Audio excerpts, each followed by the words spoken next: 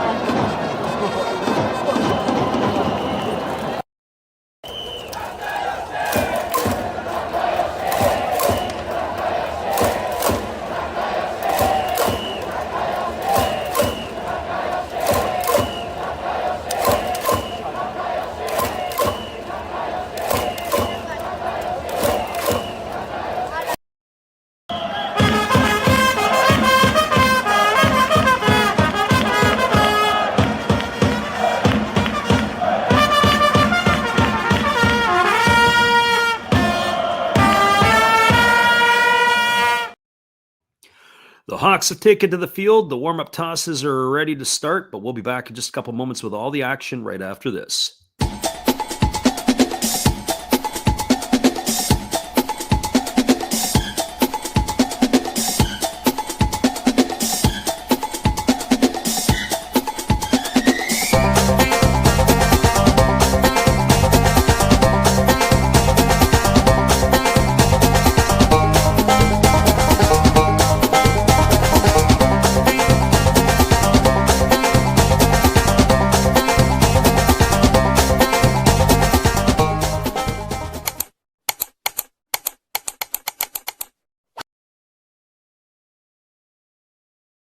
Hello, this is Eric Fox, formerly of the Oakland A's and Texas Rangers baseball teams.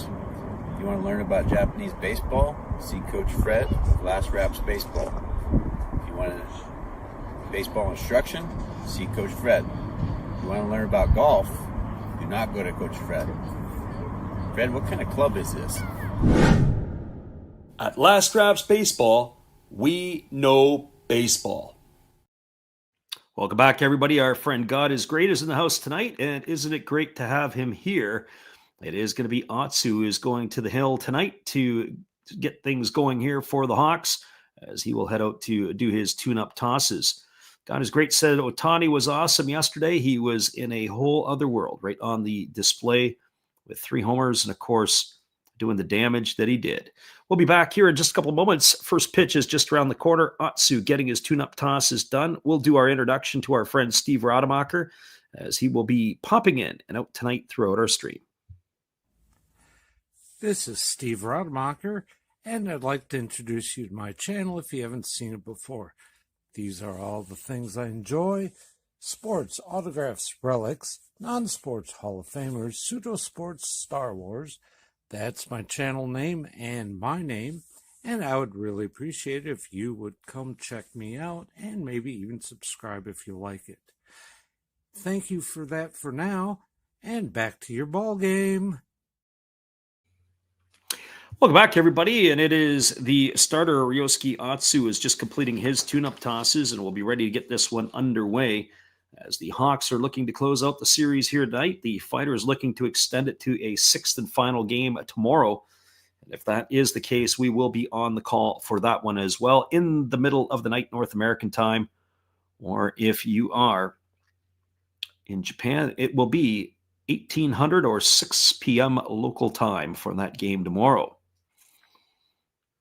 Well, Atsu's completed his tune-up tosses, and we're ready to get this one underway. It'll be Shin Mizutani, Shu Yamagata, and Franmil Reyes to come to bat here to get things going for the Fighters in the top of the first inning. We're glad you guys can make it in here with us tonight. We got one game in the series done, and then the others have been crickets from us. We haven't been able to do it. I got a chance last night to watch the game and tuned in right at the right time when it was Akira Nakamura running over the umpire yesterday and getting hurt. So that is where we started. Here's the first pitch of the ball game. It's a fastball that is swung on and missed. And right away, Atsu ahead in the count against Shin Mizutani. During the Climax Series, both the first and second series, Mizutani 5 for 16. He's got a homer and a couple RBIs. Takes a fastball on the outside corner for called strike. And now the count goes to 0-2. So no balls and 2 strikes. Winner of this series will play the Hanshin Tigers, and that will get going next week. So the Japan series just around the corner. Fastball misses up and in. Count goes to 1-2 on Mizutani. And when that starts, we will do all of the games, all late night. And hopefully you guys will be able to join us for that as well. Here's the 1-2 pitch. Fastball swung on, grounded over to the right side, fielded on the run by the second baseman Makihara, and he flips it to first, and that is going to retire Mizutani. It's going to go in the books as a ground out, 4-3. So one fighter up and one fighter down here in the first inning, and that'll bring up the shortstop in Shu Yamagata. Well, for Yamagata, his playoffs have been up and down. He is 4 for 15 at the plate. He's got a homer and a couple runs batted in. The 23-year-old has been given the nod at shortstop as they have moved Mizuno over to second base for the series. And the first pitch on the way is a changeup that is swung on and missed. Count is quickly 0-1. Yamagata was way out in front of that pitch. Forgot that Atsu likes the changeup, and he will throw that. There's not a lot of Japanese pitchers who rely on that as one of their major pitches. There's a breaking ball swung on. This ball is lifted into left center field. Moving back underneath it with plenty of space is Yukio Shudo, and he's there to put it away. And that is going to retire Yamagata for the second out of the inning. Defensively tonight for the Hawks, from left to right field, Yanagita is in left. The center fielder is Shudo, the right fielder Yanagamachi. Around the horn from first to third, Yamakawa is at first. The second baseman tonight is Makihara. It is Nomura at short and the third baseman Kurihara. The battery of Atsu and Umino. Well, that brings Franmil Reyes to the plate, and the first pitch on the way is a fastball that just misses low, and the count is 1-0. Reyes has had an unbelievable run in the Climax Series, 12 for 21. He has 4 homers and 8 runs driven in as he bats from the right side against the right-handed throwing Atsu, who kicks and delivers. Fastball just misses low, and the count now goes to 2-0. Atsu, not exactly the most overpowering pitcher that the Hawks have at their disposal, but he does mix his speeds very well. Reyes standing very deep in the batter's box, waiting here on the offering from the right-hander. And the pitch is on its way. It's a fastball swung on, and it's lifted foul. And that is going to reach the seats over on the first base side of home plate. And the count now, 2-1 to Reyes. Yeah, looking forward to the Japan series and the late night games. So the right-hander Atsu delivers. It's a ground ball swung on and is going to be muscled through the 6-hole past the diving shortstop Nomura. So Reyes' hot hitting continues. He's got himself a base hit here with 2 outs. That's going to give him his 13th hit of the Climax Series, both of the first and the final stage. He has been absolutely incredible. That's going to bring Yuya Gunji to the plate. And for Gunji, he is 6 for 22 in the Climax Series with a homer and 5 runs driven in. Establishing his lead over at first is the runner Reyes.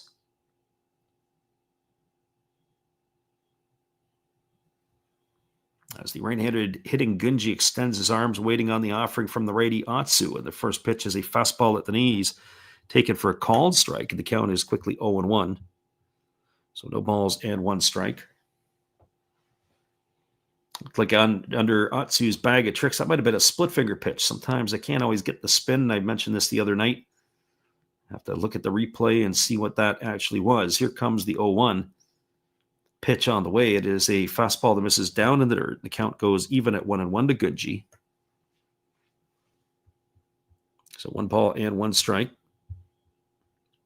The only game or the only show in town, so to speak. The other series wrapped up pretty quickly between the Tigers and the Bay Stars. As this series here is the only one left standing right now in the NPB. Here's the 1-1 pitch. Breaking ball swung on and lifted foul over on the first base side. Count now goes to 1-2. And that's maybe not always a bad thing. Sometimes when you have the series that go on,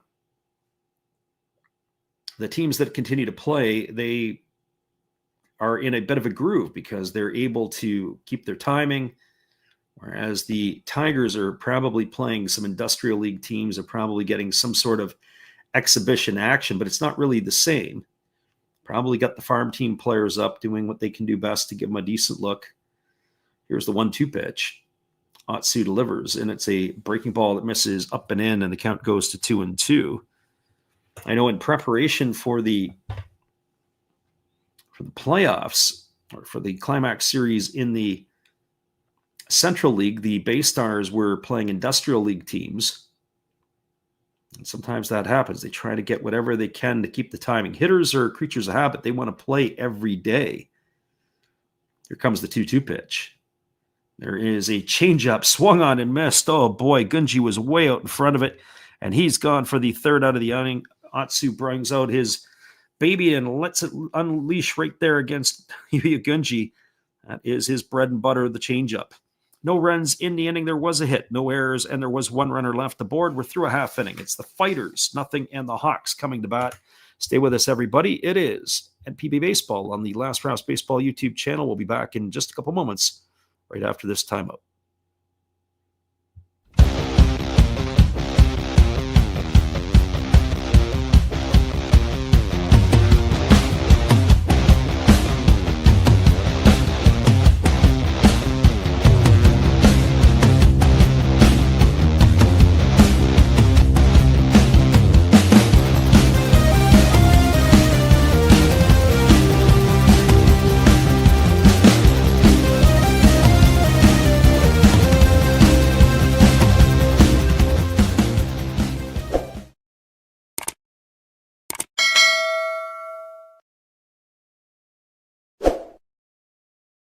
It is the Fighters nothing and the Hawks coming to bat. Bottom of the first, just around the corner after this.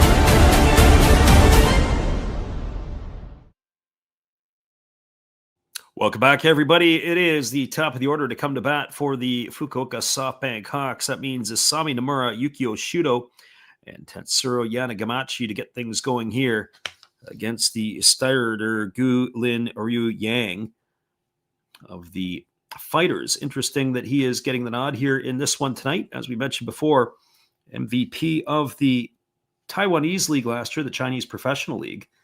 And the right-hander kicks it off by delivering a first-pitch fastball that swung on it, is lifted into deep right center field on the warning track, and making the catch is Yazawa. So with one pitch, there is one away, and that is going to bring up the center fielder in Yukio Shudo. Friend Trevor Parker in the house tonight. Good to see you here, Trevor. Thank you for popping in. We appreciate your support. So Yukio Shudo coming to bat.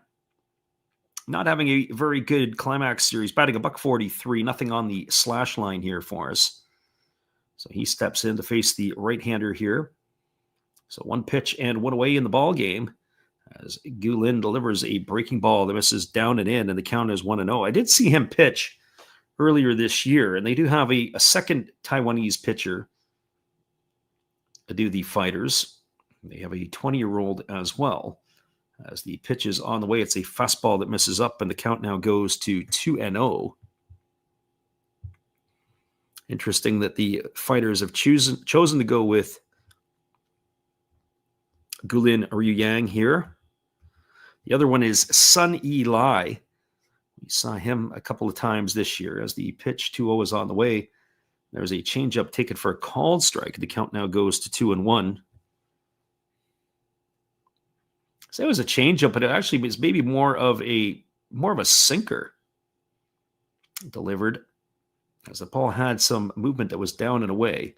There's a fastball that misses upstairs. That was at 94 on the radar gun, and it backs Shudo off the plate. The count now goes to 3-1. So 3 balls and 1 strike. So hopefully, if there is a game 6 tomorrow, we'll be all over it in the night. Breaking ball misses outside. It's going to be ball 4, and Shudo's going to get himself a 1-out walk. And that is going to bring up the right fielder in Tetsuro Yanagamachi. And for Yanagamachi, he's one of the hottest hitters in the Climax Series. He is hitting .563, no homers and an RBI. He's been all over the base paths in this series. So he steps in ready to face the right-hander Gu-Lin Ryu Yang. Well, you have to keep an eye on Yukio Shudo. Shudo did lead the Pacific League in stolen bases this year. He can run not just a little bit, but a lot. I'm kind of curious to see how they're going to hold him. At least with nobody on, Gu-Lin Ryu Yang is very much got a big leg kick, and he throws over to first, and diving back safely is the runner Shudo. But I think if I'm the Hawks, I'm going to try to attack it right away. I think you're going to have to run. You've got the right guy on the base to do it. I challenge both the pitcher here and the catcher. Shudo gets his lead. He's got 1 foot on the turf, 1 on the grass. As the pitcher comes set, now he throws over again, and diving back again is the base runner. So I definitely think if I am the Hawks, I want to put him in motion straight away. Now he's got almost 2 feet on the turf. Shudo's got 1 healthy lead. You don't see that very often where a player has both feet on the turf. This is one heck of a lead by Shudo. There goes the runner, but he shuts it down. That's a fastball that misses up and away. It looked like it was a slide step from the right-hander, Gu-Lin Ryu Yang. And Yanagamachi, for his .563 average, he's 9 for 16 in this series. Pretty impressive here for the left-handed hitting right fielder of the Hawks. As the right-hander works to the set position, here comes the pitch. There's a changeup taken for a called strike, and the count runs even to 1-1. So 1 ball and 1 strike. Defensively tonight for the Fighters from left to right field, it's Mizutani is in left. The center fielder is Yazawa. In right field, it's Minami. Around the horn from first to third, Kiyomiya is at first. The second baseman's Mizuno. At short, it is Yamagata. And at third, it is Gunji with the battery of Lin Ryu Yang and Iwatamiya. And again, they throw over to first base, and again, diving back safely is Shudo. That's the one thing that, with Major League Baseball changing the rules and really giving the advantage to the runners, they say it's a spot to speed up the game. Having a player dive back to the bag, have to get back up, it really takes the legs out of you. As the 1-1 pitch is on the way again, Shudo looks like he wants to run, but he shuts it down, and that pitch is swung on and fouled away, and the count now goes to 1-2 on Yanagamachi. A little surprised they wouldn't test this duo either, that be a good chance, good opportunity to run, and not only for an opportunity to run, to be able to test the throwing arm of the catcher as well. Opportunity to run on Tamiya where you can. So no balls and 2 strikes. Yanagamachi taps both sides of the plate. Extends his hands from his body from the left side. Here comes the 1-2 pitch. On its way. Fastball misses up. There goes the runner. Throw down to second base, and it's not in time. The throw was to the right field side of second base. It was a good quick release by the catcher Tamiya. As Shudo gets up, he's going to walk it off. He's limping around a little bit. It looks like both of the players ended up getting run into, and certainly what looks like it could be the worst of it could be that of the shortstop in this particular case, which is Yamagata. He is on his back. He's rolling around, but worst of it all, he's holding his kneecap on his left side. Shudo got up. He's walking around a little bit. They're going to take him down the tunnel to get him looked at. But the shortstop, Yamagata, is down, and they're going to put the rubber gloves on, and they're bringing the stretcher out. So not a very good sign here for the Fighters. Shudo is going to limp off. We haven't seen a replay of it yet. Shudo is going to be assisted by the trainer off of the field. Now we'll get a look at the replay. It was a good jump there by Shudo. Nice quick release there by Tamiya. Yeah. The angle that we got on the first one wasn't very good. The second one might be able to tell us a bit of the story. Oh, now I can see exactly what it is. And in fact, I don't know if they're going to replay this or not. Because on the replay, the throw looks like they may have been able to tag Shudo. And I think the Fighters should want to have a look at this. But that being said, Shudo, when he slid in, the spikes ended up getting Yamagata right in the kneecap, right around the knee. So if he got spiked in the knee, that could be a serious, serious issue. They're going to have to move, obviously, Mizuno over to short.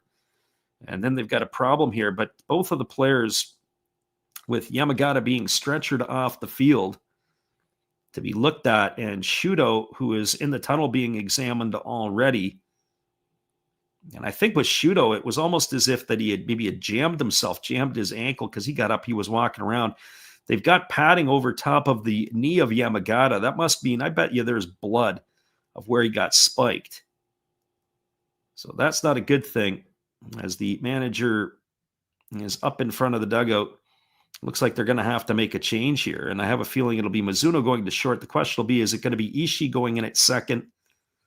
Or is it going to be Namura? We're just going to have to wait and see. It looks like Shinjo has already made the change. We just haven't seen who the player is that's coming in.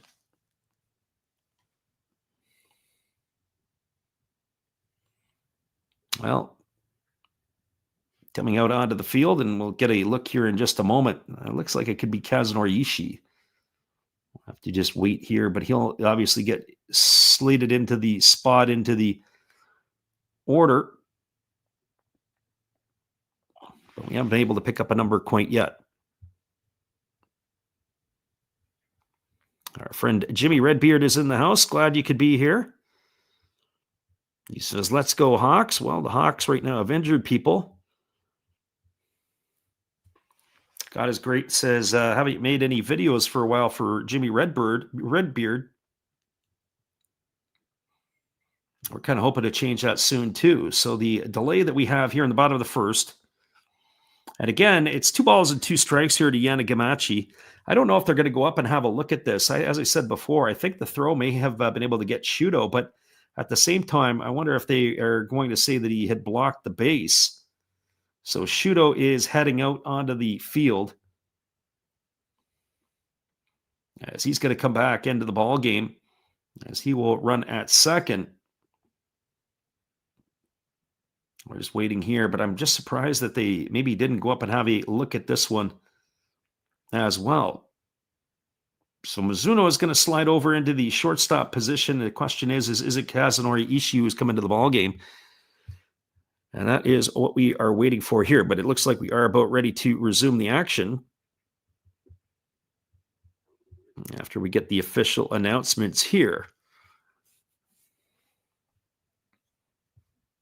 And that is going to be Kaz Ishii who is coming in. And he's going to go into the 2 spot in the batting order for Yamagata. So I would say Yamagata's game is done. I bet you his, for all intents and purposes, might be his season done. There's a fastball swung on, is lifted into deep right center field. Moving over is Manami. He's going to make the catch, tagging at second, and heading to third is Shudo. So that is going to advance him over to third after the stolen base. So still a little surprised that they didn't take a look at that. That's going to be a fly out to the right fielder for the second out of the inning. Shudo is at third, and it's going to bring up the left fielder in Yuki Yanagita.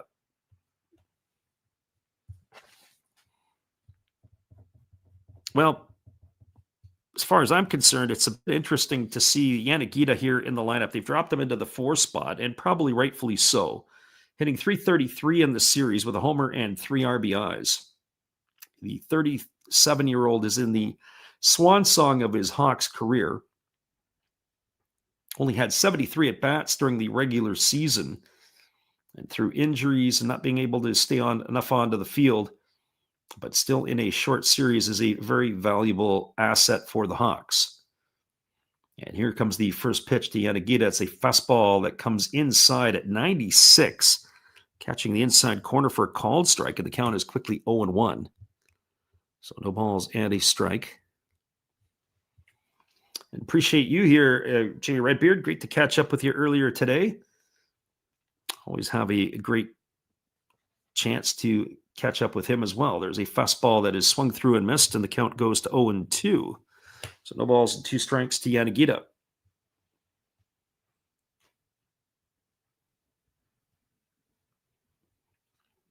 Runner at third, Shudo. 2 gone here in the bottom of the first. Yanagita in the hole at 0-2.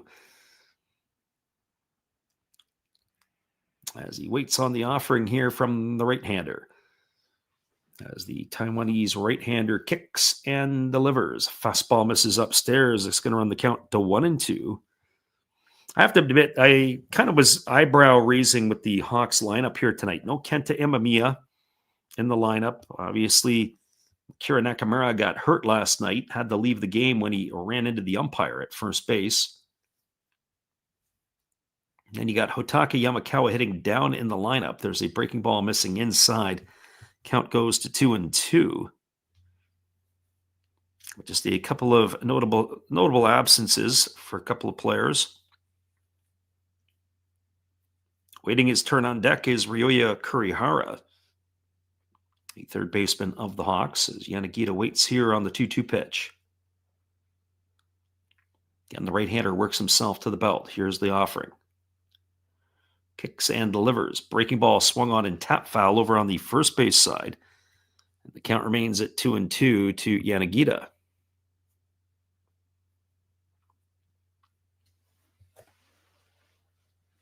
So the right-hander gets himself a new baseball. I can't say that Gulin or Yu Yang is necessarily the fastest worker that we've witnessed. It's a relatively slow pace to his cadence, I guess. Gets the ball, takes his sweet time. Here comes the 2-2. Fastball swung on and another one lifted foul. This is going to get into the seats over on the third baseline. The count remains at 2-2 to Yanagita.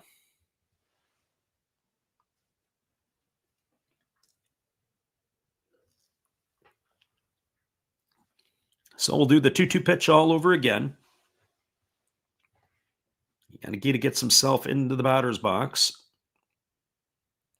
Waiting here on the offering from the right-hander. 2-2 pitch on its way. As he kicks and fires. Fastball misses upstairs. They appeal over to the third base umpire. They say that Yanagita didn't go. That's going to run the count to 3-2. So 3 balls and 2 strikes. Not an empty seat to be found in Fukuoka for this one tonight. They got an opportunity to close out the game of this series. Hawks won the first 2 games of the series to give them a 3-0 lead. It is the Hawks started with a 1-0 lead before they even played a game. Fastball swung on it. Another one tap foul behind home plate. Count remains at 3-2.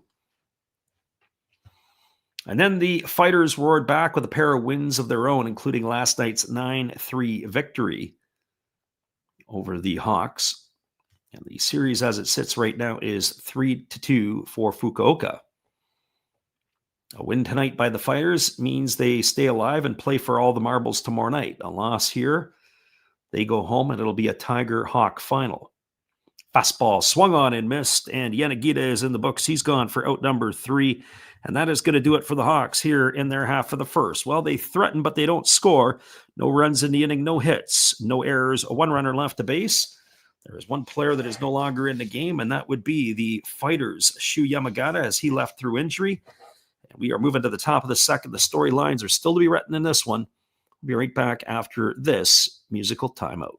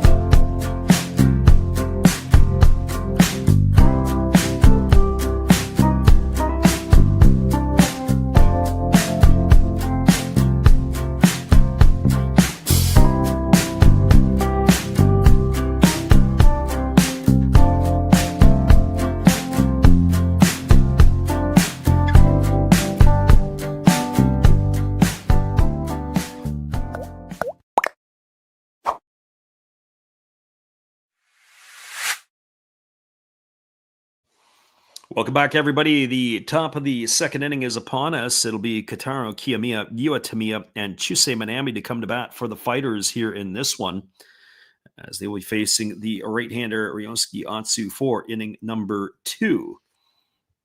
Very interesting in that last half inning, especially with the way that Yamagata got hurt. But I was just a bit surprised that maybe they didn't take a look at it, or maybe the obstruction was ruled. We didn't see the umpire signal it because he was spiked, and possibly before he even got the ball.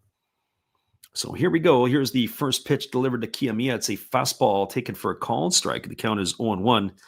Kiyomiya 7 for 23 in the Climax Series. He has no homers, 3 RBIs, and he does have 3 stolen bases. As the right-hander Atsu kicks and delivers. There's a breaking ball down, but they said Kiyomiya went around, and the count now goes to 0-2.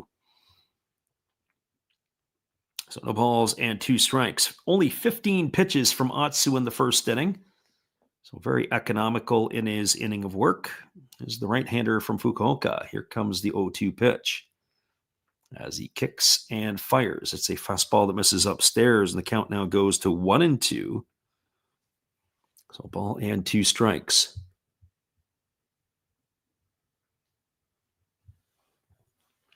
Right-hander again getting his sign as he works himself to the set position. Now the pitch on the way.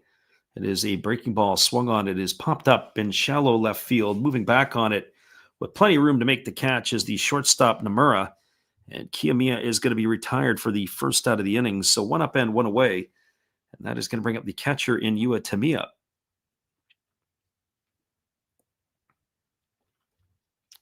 Well, for Tamiya, 2 for 10 in the Climax Series. Nothing on his slash line as he is clearing the area in the batter's box. The 25-year-old batting from the left side here against the right-handed throwing Atsu. Atsu gets himself into the set and he kicks and fires. There's a slow breaking ball that just misses outside and the count is 1-0. Atsu, whether there's runners on base or not, he pitches from a stretch position. 1 ball and no strikes it is to Tamiya. And the pitch on the way is a fastball taken for a called strike. The count goes to 1-1. That was very interesting. He had come set and then basically just delivered it. He didn't have any time to waste. It was almost a borderline on a quick pitch. Here comes the 1-1 pitch. On its way, fastball swung on, grounded to short. Nomura fields it. He throws to first. Nice play there by the Hawks shortstop. It goes in the books as a ground out, 6-3. Tamiya's gone for the second out of the inning, and that is going to bring up the right fielder in Chusei Manami. Well, for Manami, he was batting in the 7th spot. He has an interesting or an intriguing playoffs, at least in my mind. He's 9 for 22. He's got no homers and a couple RBIs. And what I mean by intriguing is that at times he looks like he's ready to break out. He is absolutely looks like he's locked in. And then there's other times we've seen him in the playoffs where he looks clueless. And that sometimes is at bat to at bat. He'll take pitches right down the middle for called third strike and then look like he is the next coming of Mickey Mantle in his next at bat.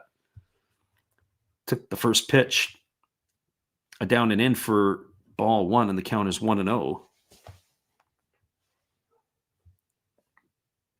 So Atsu ready to go again. Leans in, gets the sign from his catcher.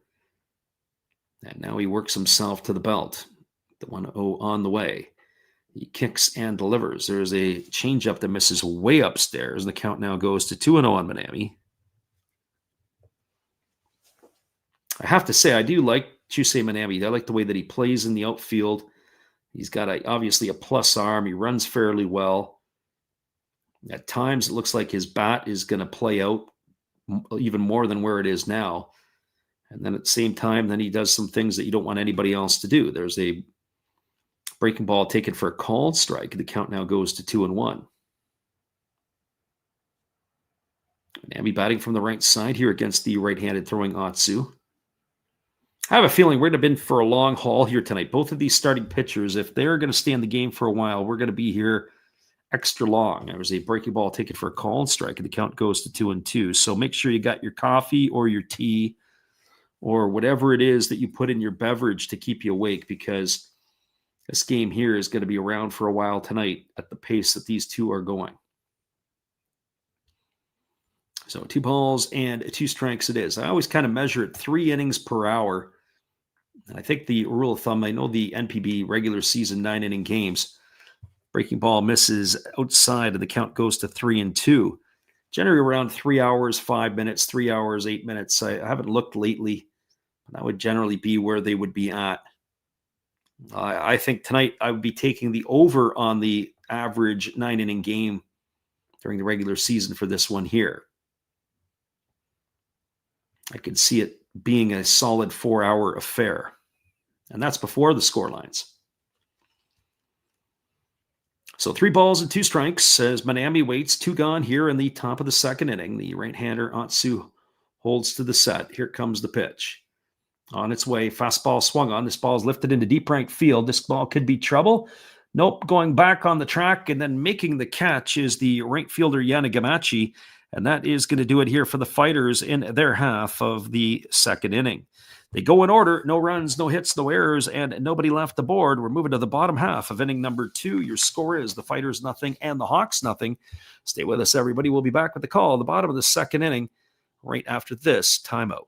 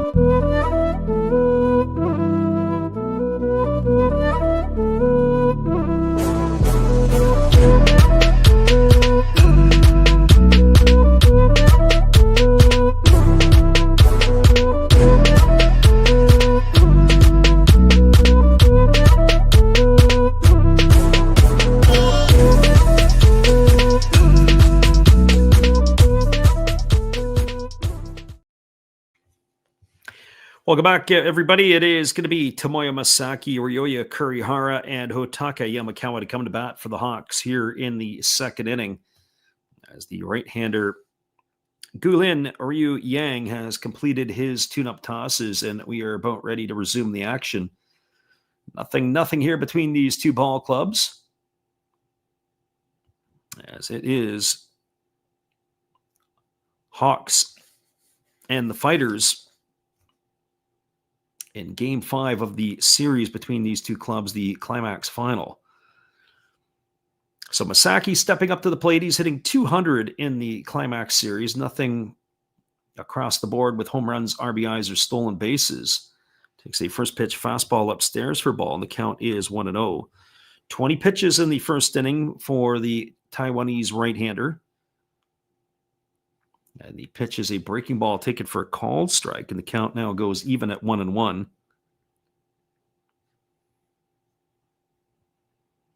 I would say this, that my criticism for Gulin here is the lack of strikes.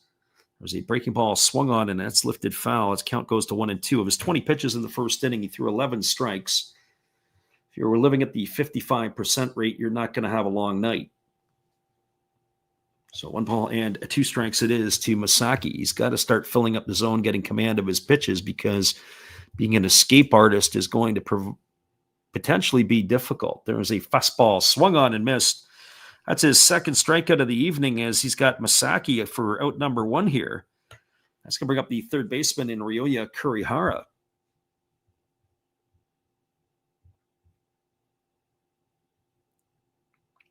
I was just taking a look at looking at the scoreboard. Sometimes Saturday night you got MMA stuff that's going on. I didn't see if there was anything in the octagon tonight. I know some of our listeners do like to jump in. I guess the next one is going to be at the end of the month. First pitch fastball delivered to Kurihara is swung through and missed, and the count is 0-1. Kurihara not exactly having a stellar Climax Series, hitting 188, no homers, no RBIs. Another player that was banged up during the season. Breaking ball misses upstairs. The count goes even to 1-1. So a ball and a strike.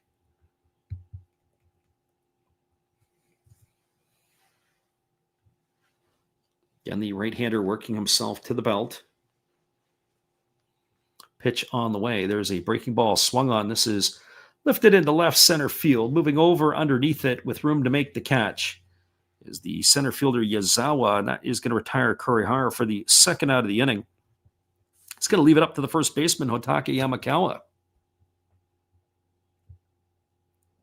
Ironically, in last night's game, Yamakawa didn't start. As we mentioned earlier, that there was an injury last night. Akira Nakamura. It was an interesting play. I'll talk about it a little bit. If you didn't catch it or you didn't see it, there was a ground ball hit to Ariel Martinez, who was playing first. Ball had a lot of English on it, and he had fielded the ball. Then he had to basically get to the bag. There, Yamakawa checks his swing and he fouls it off right at home plate. Count is quickly 0-1. And what had happened was there was a lot of English on the ball, and then Martinez fielded. He had to dive to the bag to tag the bag with his glove to be able to get the out. But as Nakamura was running down the line, the umpire got in the way on the baseline behind home plate as that fastball was swung on and fouled away, and the count's now 0-2 to Yamakawa. Ended up running in and colliding with the umpire, and then he had fallen and hit his head. They had to actually cart him off the field, much as it was the same tonight for the shortstop Yamagata. There's a breaking ball that misses outside. They peel over to the first base umpire and they say that Yamakawa didn't go. The count is 1-2. So really bizarre play as it turned out. Fred Harrison's in the house.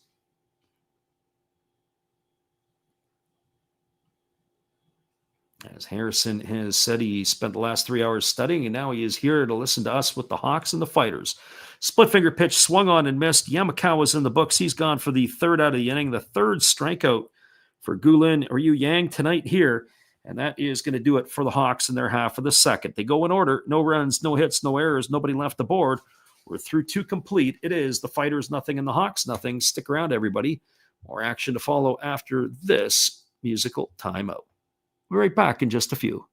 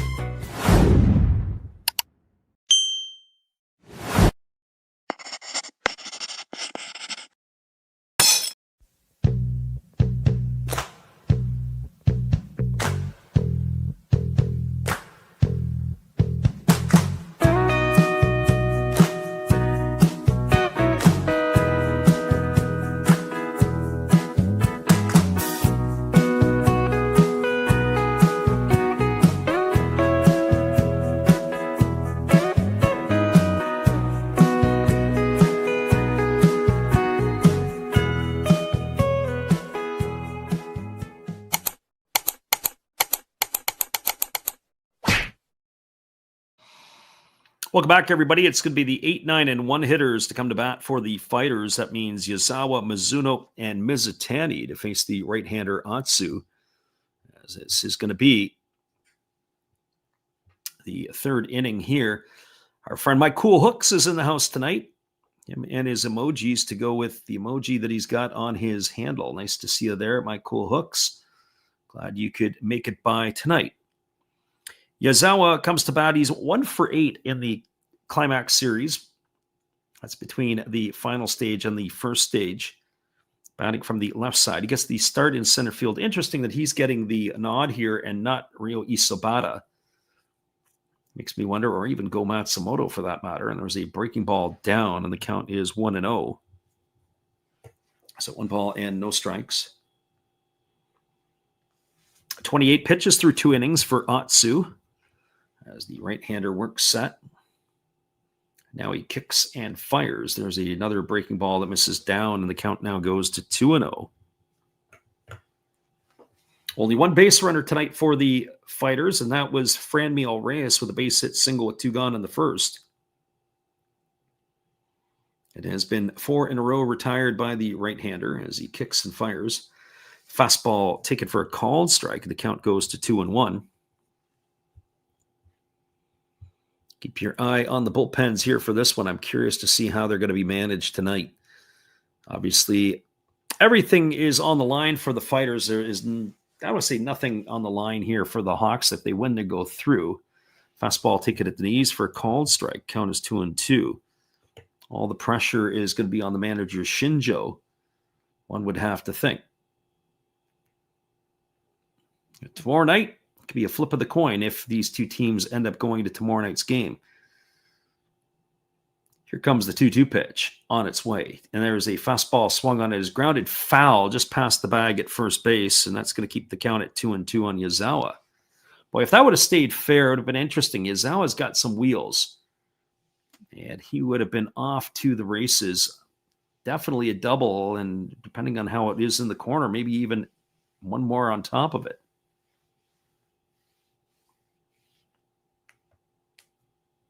So the right-hander works to the set. Now he kicks and delivers. There's a fastball chop foul over on the first base side. The count remains at 2-2.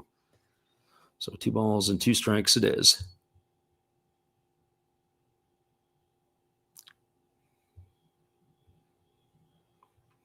Our friend Gracie Lynn in the house tonight. We welcome you into the stream. Haven't seen you there in a bit. I'm just going back and missing a little bit there. Harrison says that the Bay Stars could revamp their entire foreign roster, as that ball is popped up over on the left side of the infield. Over to make the catch is Kurihara, and that is going to retire Yazawa. He's gone for the first out of the inning. That wouldn't surprise me at all, Harrison, to be honest with you. I think that Tyler Austin's best days are behind him. Visayado, then they brought him over, even though he played well, he's getting long in the tooth. Mike Ford, well, he was a stopgap measure. I think his days over in the Japanese league could be done with the Bay Stars.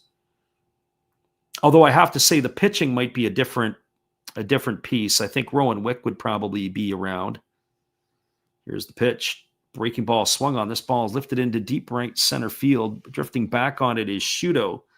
He's got room to make the catch, and Mizuno is going to be gone for the second out of the inning.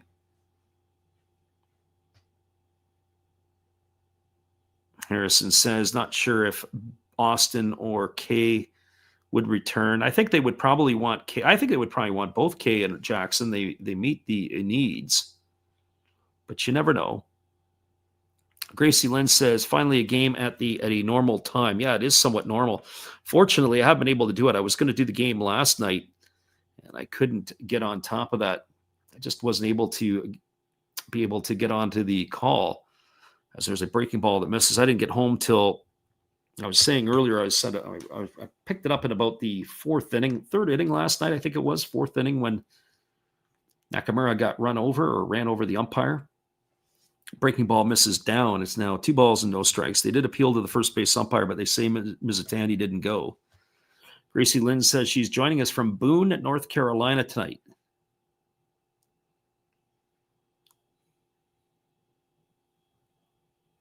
And also has responded to my Discord message. It only took a month. Well, better late than never, as that breaking ball is taken for a called strike. 2 balls and 1 strike it is. Harrison said the Mets will be aggressive from Okamoto at a 40% chance.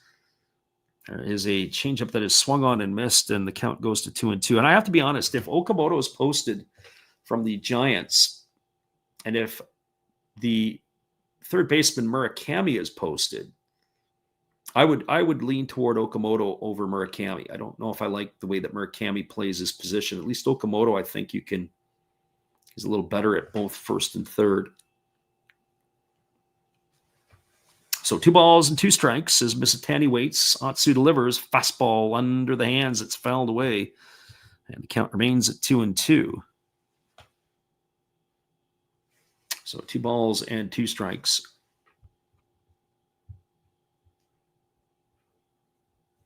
And for those of you who have just made it in tonight or the first time on the channel, we're glad you guys could make it in. All the rest of the games in Japan we will be calling, so hopefully you guys can pop in again. Here's the 2-2 pitch. There's a split finger pitch swung on. This ball is lifted into deep left field. This ball could be trouble. Back on the warning track and making the catch as he backpedals into the wall is Yanagita, and that is going to do it. Mizutani just missed that when he got a little bit underneath it, just by a bit, and he is gone for the third out of the inning. Well, they go in order again. 7 in a row now retired by Atsu. No runs, no hits, no errors, nobody left the board. We're now moving to the bottom of the third inning. Your score is the Fighters 0 and the Hawks 0. Stay with us, everybody. We'll be back in just a couple moments. It's time for me to get my drink. And tonight we are doing a Arnold Palmer. We'll be right back in just a few.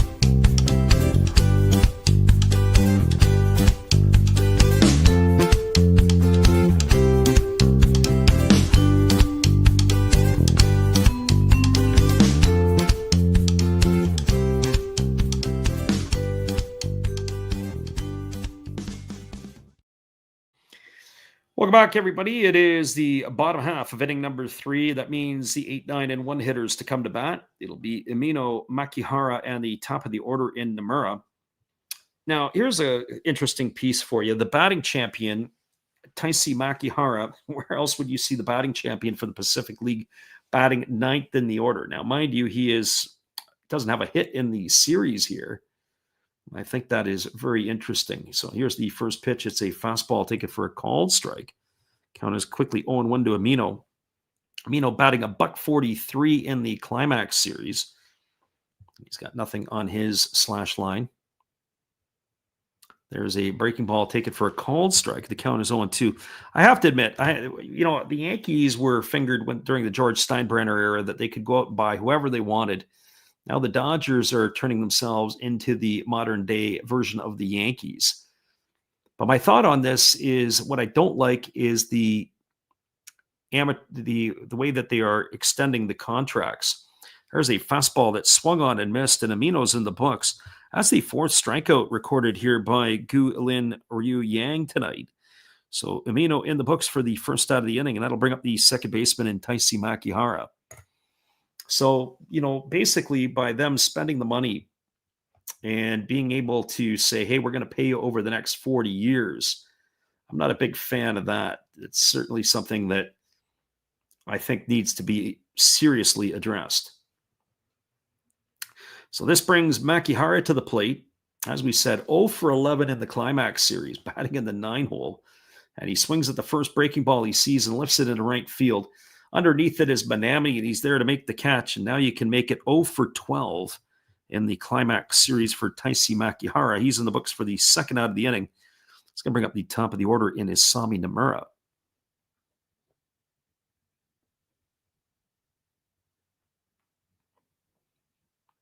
Harrison, with his intel, says that his front office guy said the Dodgers were at almost every occult game last 3 years. You know what? I mean, I don't know if that's such a huge deal or not. I guess it all depends on who's watching. There's only really it's really a 12-team league, so it's not hard to send your guys to be there. Fastball, take it for a called strike. The count is 0-1 to Nomura.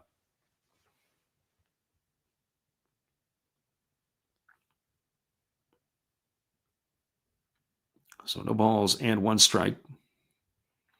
And there he delivers the pitch. It is a breaking ball lifted into center field, coming in hard, but the ball is going to land right in front of the center fielder Yazawa. So that's a base hit here with 2 gone.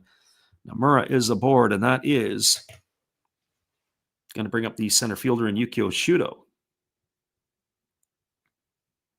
Here it says scouts and GM there virtually.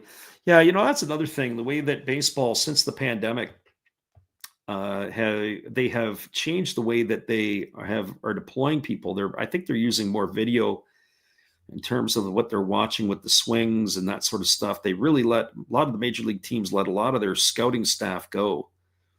Changed a lot of their philosophies.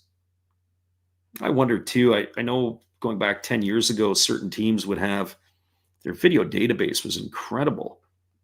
You want to see a swing of every swing every player had. So there's a pitch that misses down. The count is quickly 1-0 to Shudo. Shudo walked and stole a base his first time up, and when he slid into second, he spiked the shortstop, Shu Yamagata, who had to come out of the game, spiked him right in the knee. Well, it's more Yamagata's fault because Shudo's spikes were down. It wasn't like he went up and got him. The shortstop went to block the bag, and as he went to block the bag, Shudo's spikes went right into his knee.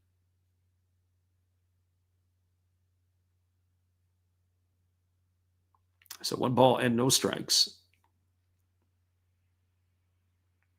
And here comes the pitch. Fastball taken at the knees for called strike, and the count now goes to 1-1. So 1 ball and 1 strike.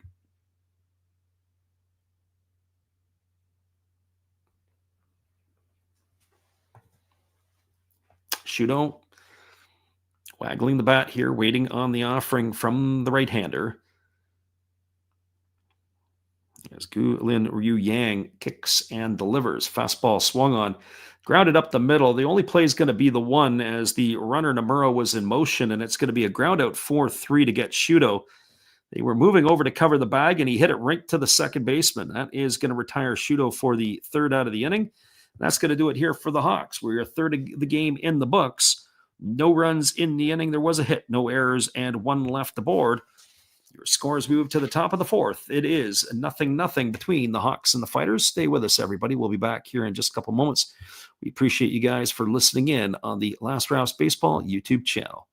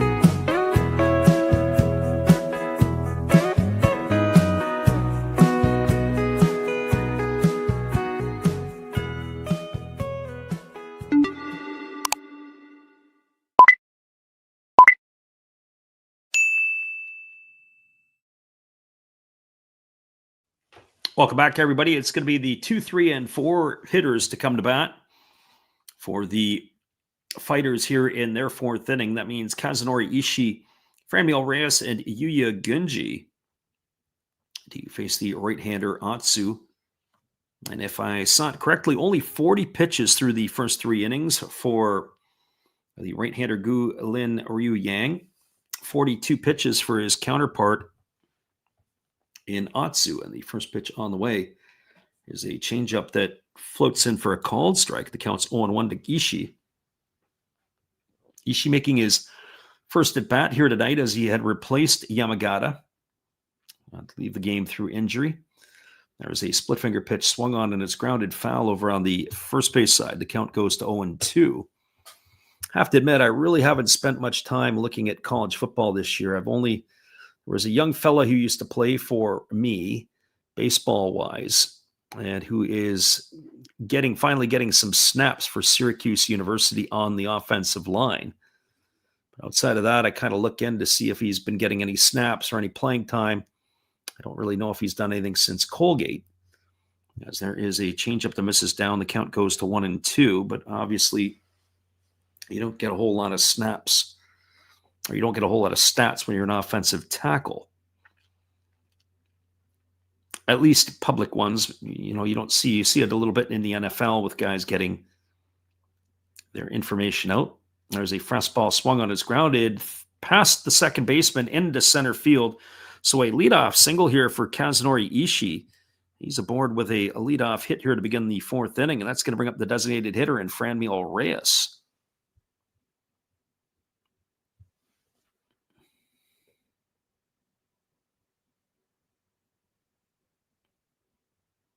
Gracie Lynn said she never thought she heard on a broadcast.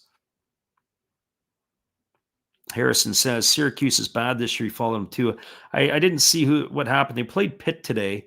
They were 3-3 entering the ball game, about a 500 team. I think they could probably end up being about 500. We got Dave Ratzik in the house. He says, hello from Chicago. He caught a Fighters and Buffaloes game last April in Osaka on his first trip to Japan. He's new to the NPB, but excited to be a Fighters fan. We appreciate you for hanging in here with us tonight, Dave. So here comes the offering to the right-handed hitting Reyes. There's a split finger pitch that misses down, and the count is 1-0. Reyes has been on fire, 13 for 22 in the Climax Series, 4 homers and 8 runs batted in.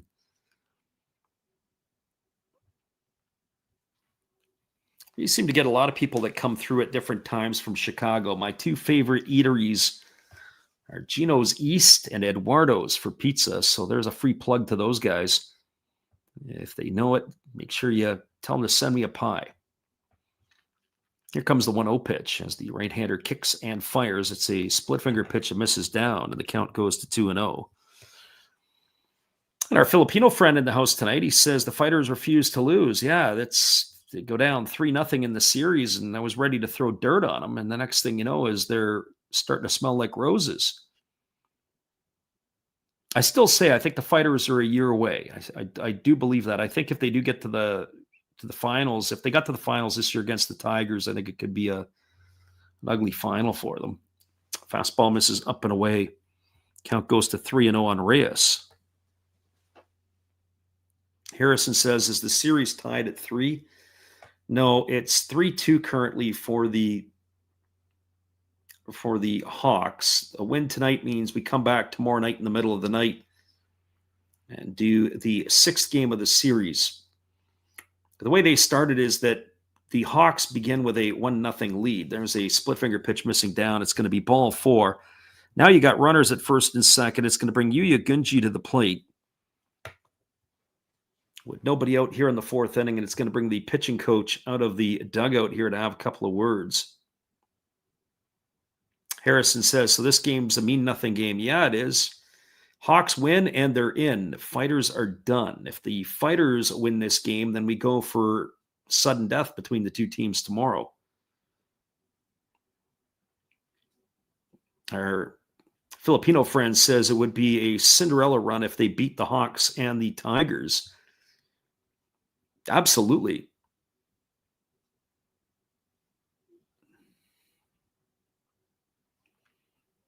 Gracie Lynn asked the question if it's does every series begin with a 1-0 lead for one team? Only in the Pacific League and in the Central League playoffs system. When they get to the Japan series, it's 0-0. It's the first 1 to 4 wins. Now, there can be ties in the Japan series. And you could actually play an 8th game. It's been a while since that's happened. Here's the pitch. Squaring to bunt is Gunji, and he takes a split finger pitch down, and the count is 1-0. And in a way, I kind of like it, and I'll explain it in this regard. I like the fact that all the games in this series, it means something. The Hawks win the Pacific League. They finish in first place. And they get to host all the playoff games. All 6 games are in your home park. And you start with a 1-0 lead. So it gives you something to play for during the regular season. And so you've got the advantage of a 1-0 lead and 6 games all in your park. So you get to pull in some revenue as well. Much like in the last series where the second place team gets to host the Buffaloes, which was the Fighters, for the entire series there. There's a fastball missing down and away, and the count now goes to 2-0 on Gunji. I would not be putting the bunt on here in this situation. Gunji 6 for 22 entering tonight's game. He struck out his first time up. So 6 for 23. Harrison said the Bay Stars were overmatched by the Tigers.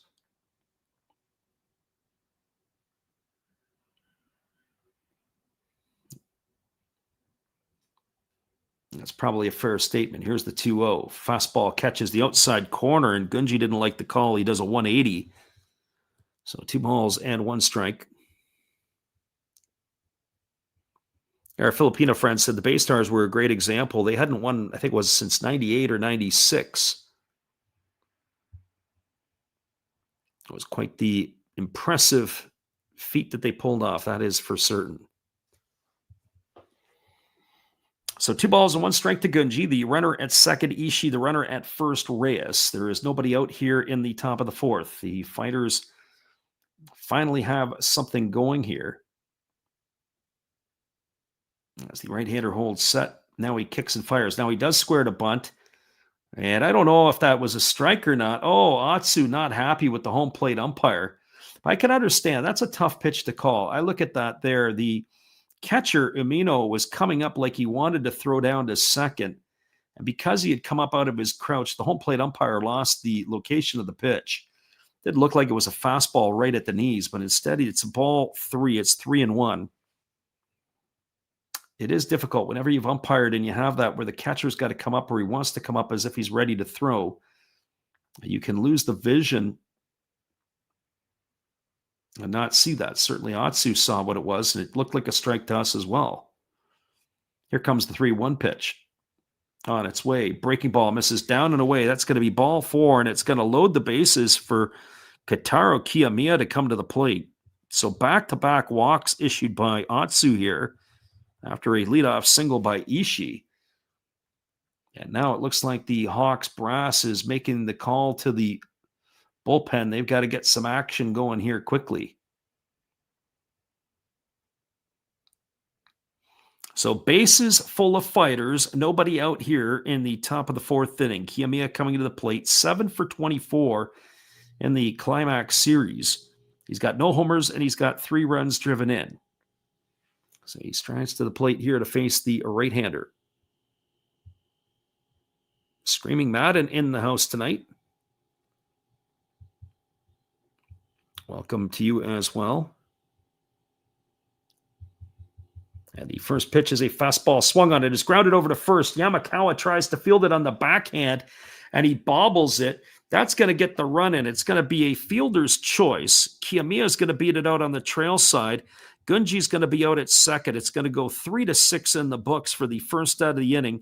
Ishii crosses the plate with the first run of the ball game, and they still are threatening here as Reyes ends up at third. So runners are at the corners with 1 gone.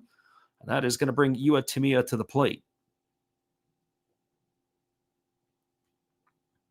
Back to our friend Screaming Madden. He says the Fighters are trying to win Game 5. Actually, you are correct. This is the 5th game of the series, despite the fact the series is 3-2 for the Hawks. So this brings Tamiya to the plate. He's 0 for 1 tonight. He grounded to short his first time up. Runner at third, Reyes. Runner at first, Kiyomiya. 1 gone here in the inning. Let's keep an eye on Kiyomiya. He does have 3 stolen bases in the Climax Series. We'll see if they put him in motion here. Hawks have the infield in. Pitch on the way. Split finger pitch misses down, and the count is quickly 1-0 to Tamiya.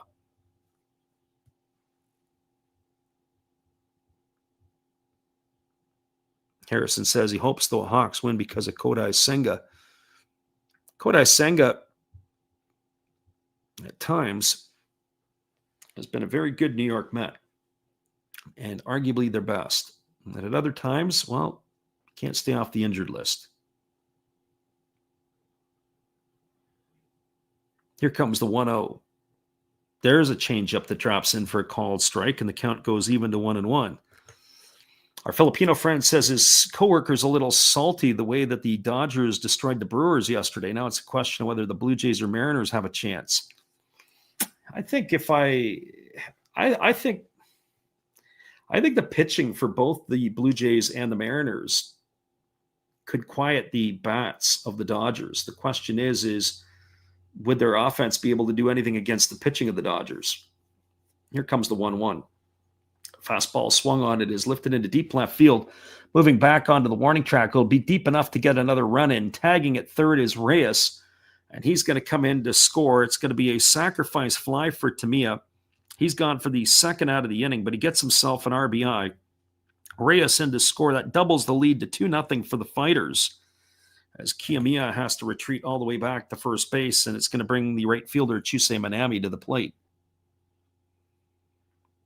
So explosions here in the top of the 4th inning with the Fighters grabbing a 2-0 lead. Yeah, you got to tip your hat to Tamiya on that one. He had it right to the warning track.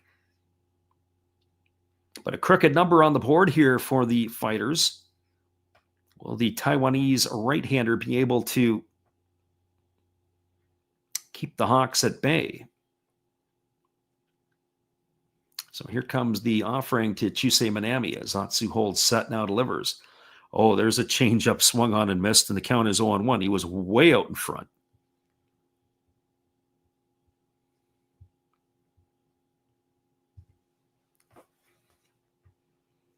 So no balls and 1 strike to Manami.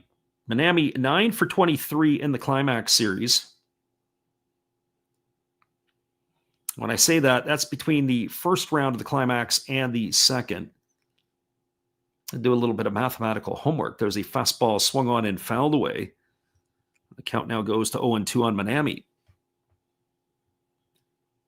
So one thing I wasn't a big fan of, they give you the individual statistics through the NPB for each of the series, but they don't give you the total for the playoffs.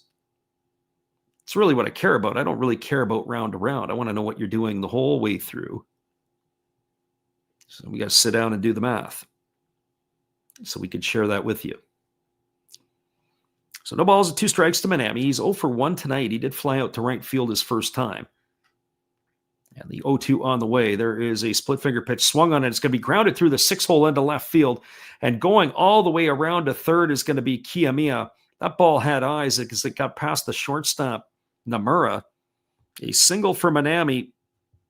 Over to third is Kiyomiya, and the threat is still brewing here for the Hawks. And I have a feeling that this is going to be the end of the line here for Atsu as the manager has come out. He's taken the ball from the home plate umpire. His day is done. Yazawa will face a new pitcher, and we're going to take a little time out on the Last Raps Baseball YouTube channel. We appreciate everybody who has listened in here with us tonight. I'll come back and continue to chat with the chat right after this. Pitching change is happening here, and maybe a couple of batters too late. We'll be right back in just a few.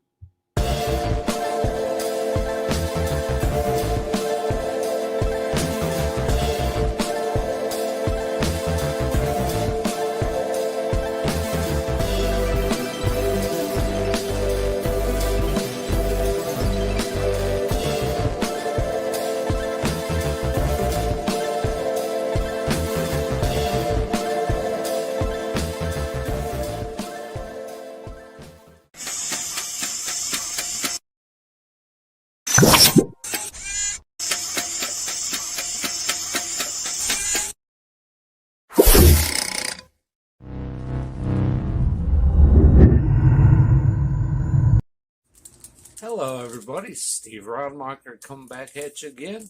And during this pitching change, for a change of pace, let's open some baseball cards. We'll get through these quickly. 2023 Topps Big League. We have rookie card of Tyler Freeman to go along with a Matt Chapman. And why not a Jake Cronenworth? Shoot 'em, Jake! We do have a rookie card of Brett Beatty. That's pretty cool. To go along with the uncommon Carlos Correa. Pretty common to me, but what do I know? Trey Mancini. To go along with a rookie of Kodai Senga. Freddie, tell them about Kodai. And one of my favorites, Devin Williams of my Milwaukee Brewers. All right, looks like the pitcher's coming in. Freddie, you can take over now. Welcome back, everybody. It is going to be Darwinzon Hernandez who is coming in to face the left-handed hitting Kota Yazawa with 2 out runners on the corners in the top of the 4th. Hernandez kicks and delivers a fastball that misses way upstairs. The count is 1-0. He made 42 regular appearances, and he posted an ERA of 3.35, did Hernandez. At times, he looked really good this year, and at other times, it looked like he forgot what he was doing out on the mound. But when he was on a roll early in the season, boy, he looked pretty effective. Fastball at a 94 that misses up, and the count goes to 2-0.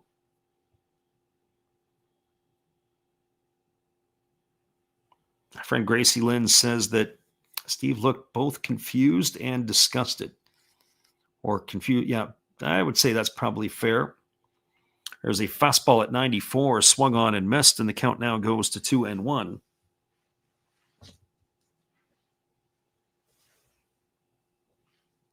Our Filipino friend says that Springer and Vladdy need to do some damage if they can stay red hot. Another player who has quietly been very hot for the Blue Jays has been Ernie Clement. Fastball swung on it, his broken bat, and it is going to get down for a base hit down the right field line. That's going to get another run in. Kiyomiya in to score. The ball comes in, and cruising into second with a double is Yazawa. A broken bat double down the right field line, and it sends the Hawks fans into a frenzy. Minami goes all the way around to third, and the scoreline has been increased to 3-0 for Hokkaido. So the way it's shaping up here, looks like we're going to have ourselves another game tomorrow night. That ball there just destroyed the bat. It didn't just break the bat. There was 3 pieces of the bat. The bat, I've never seen that in a while. Part of the bat was in the hand of the hitter. Part of the bat ended up about 15 feet from home plate, and the other part of the bat ended up around first base. So that bat died 1,000 deaths in one swing. That is going to bring up the second baseman in Tatsuki Mizuno. Farron Harrison asked if SoftBank has good prospects. I think SoftBank is going to have to retool here in another year or so, at least on the offensive side. There's a first pitch fastball that misses outside, and the count is 1-0 to Mizuno. Mizuno is the 8th hitter to come to bat here in the inning as the Fighters have extended their lead to 3-0. So if you're a fan of the Fighters, it's a good day to be tuning in. Fastball taken for a called strike, and the count goes to 1-1. The other thing is that they don't need pitching. They had 4 pitchers that all had double-digit wins this year. And also Carter Stewart Jr. was out for most of the year, and that didn't include Atsu, who was one of their starters. So when you think about it, their starters are in good shape. Fastball swung on and missed. The count goes to 1-2. It's the offense that's the problem. You look at the likes of Yuki Yanagita. He is 37 years old. Kenta Imemiya is on the wrong side. So 1 ball and 2 strikes. As the lefty kicks and delivers, there's a fastball swung on and fouled away. Count remains at 1-2 to Mizuno. Mizuno is 4 for 20 in the Climax Series. Our friend Screaming Madden says right now the Fighters are having a better night than his Florida State team. I think Gracie Lynn was commenting on Florida State earlier, something about those guys. And there is a changeup swung on and missed, and Hernandez retires Mizuno, but not before the Fighters add another run. 3 runs in the inning for the Fighters on the benefit of 3 hits. There was no errors, and there was 2 runners left aboard.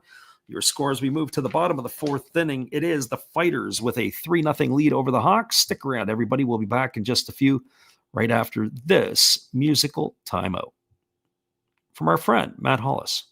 Well, you got to have an ace in the hole, a little secret that nobody knows. Life is a gamble, a game we all play, but you've got to save something for a rainy day. You've got to learn to play your cards right if you expect to win in life. Don't put it all on the line for just 1 roll. You've got to have an ace in the hole. Yeah.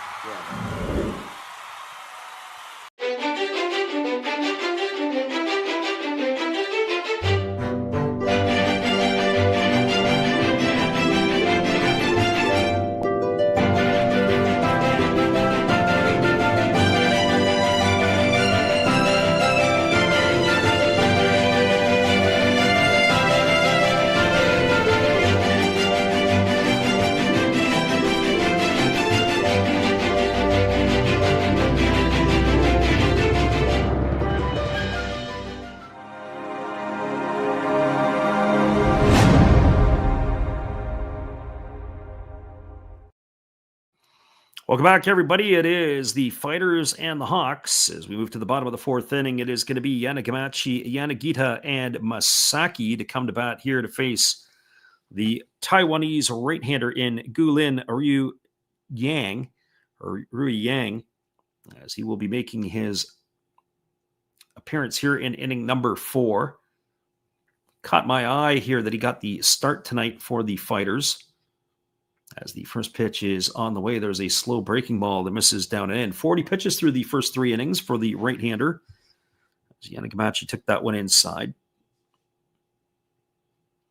Yanagamachi waiting on the offering here from the righty, who works himself to the set, now delivers. Fastball taken for a called strike. Count even at 1-1. So 1 ball and 1 strike it is. As we mentioned, if this series is extended, it'll be at 2 a.m. Pacific tomorrow, or 5 a.m. Eastern for the final game of this series, and we'll be on it there for everybody. Fastball swung on, chopped over to first, fielded, and an underhand flip to the pitcher covering. A nice play there by Kiyomiya to flip it over to the starter, Gu Lin, and that is going to retire Yanagimachi on a ground out 3-1 for the first out of the inning. It's going to bring up the left fielder in Yuki Yanagita. Well, for Yanagita, 0 for 1 tonight as he struck out his first time up. 4 strikeouts in the books right now for Gu Lin.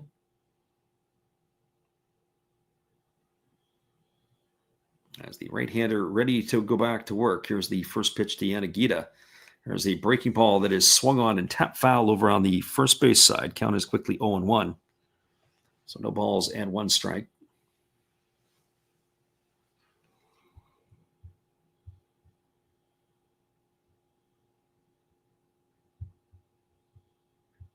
And for his professional career in the Chinese League or in Taiwan, as that fastball misses outside, President Lions, he was there from 2019 to 2024. He was a career 32-15. As I mentioned last year, he won the 25-year-old won the MVP award. As the pitch is on the way, there's a fastball swung on and hammered foul. And the count goes to 1-2. I bet you in some ways he probably looks at it and pumped a fist that he wasn't there this year. When I got a chance to see the President Lions play, they were playing all the rest of their home games on the road as their stadium had the roof ripped off through a typhoon that went through in early August. So all the rest of their home games were all played on the road. There is a breaking ball, waved at and missed, and Yanagita gone on strikes. 5th strikeout of the night recorded by Gu Lin. That was as 12-6 a breaking ball as you're going to find. He really was able to turn that down, or really push down on the seams to get it to turn over. And that is going to bring up the designated hitter in Tomoya Masaki. Interesting, the Fighters do have action in their bullpen, so I'm curious to see if they're going to ride him here or not. I don't know. In my eyes, I think I let him go at least another time through the order, or to let him finish this time through the order. There's a breaking ball taken for a called strike. Count is 0-1 to Masaki. I mean, he's been masterful to this point. Might as well let him go one more inning. Here's the pitch. Fastball swung on, grounded. Oh, what a great play by the third baseman. Gunji dives to his left, takes it on the hop, gets up and fires to first. And that is going to retire Masaki on a ground out 5-3 for the third out of the inning. And that is going to do it here for the Hawks as they go in order. No runs, no hits, no errors, nobody left the board. We are now moving to the top of the 5th inning. Your score is the Fighters 3 and the Hawks no score. Stay with us, everybody. We'll be back in just a few on the Last Raps Baseball YouTube channel.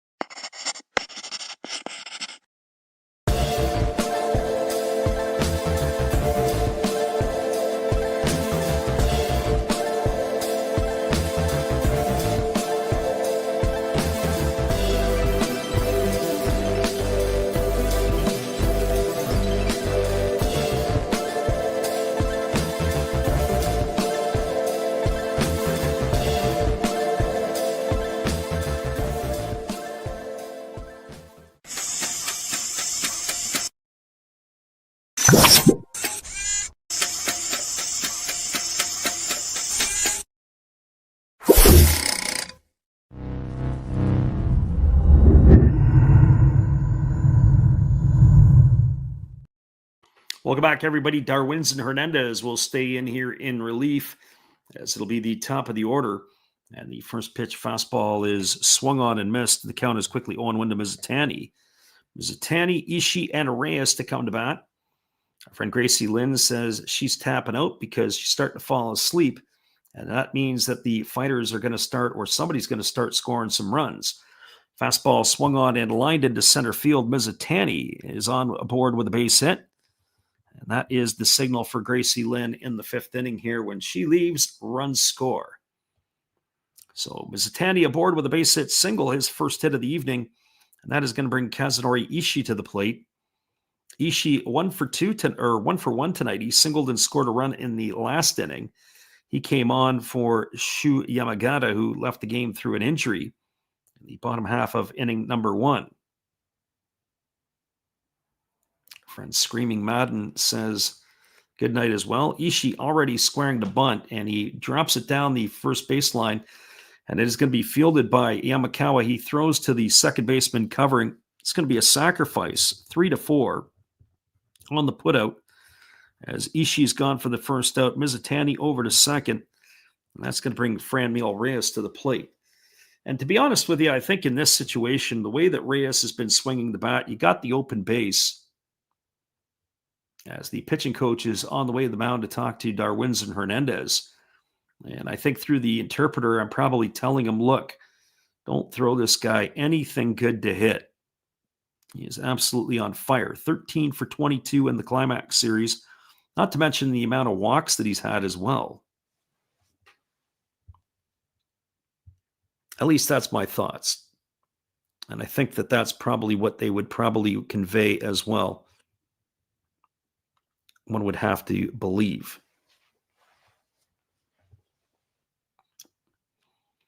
On the flip side of the coin, at this point, I'm not so sure I wouldn't consider putting him on, although it is going to bring Yuya Gunji and Kotaro Kiyomiya to the plate. Here's the first pitch. It is a fastball taken at the knees for a called strike, and the count is 0-1 to Reyes.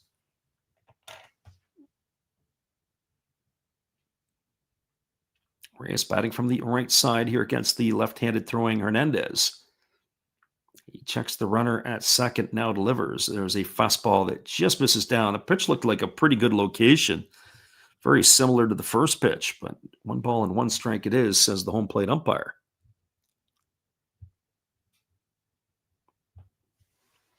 Fighters with a 3-0 lead here, looking to extend it in the top of the fifth. There's a breaking ball that misses down, and the count goes to 2-1. Reyes will be followed by Gunji and Kiyomiya here in the top of the fifth inning. Fighters looking to add to their lead.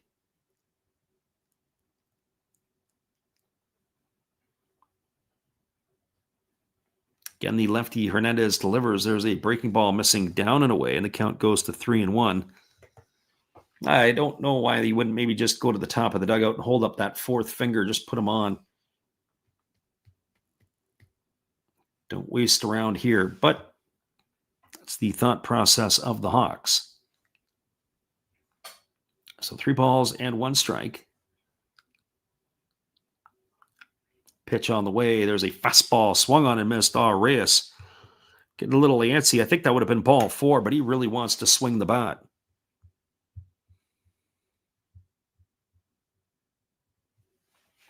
So 3 balls and 2 strikes to Reyes. Runner at second, Mizutani. 1 gone here in inning number 5. Left-hander Hernandez getting his sign from his catcher. Works to the belt, checks the runner, now delivers. Fastball misses upstairs. It's going to be ball 4. And Reyes is aboard. That's the 3rd time tonight he has reached base, his 2nd walk of the evening. So that's going to put runners at first and second, and it's going to bring Yuya Gunji to the plate.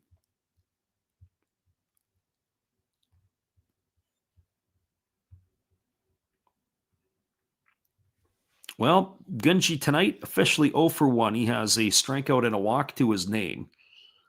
He is 6 for 23.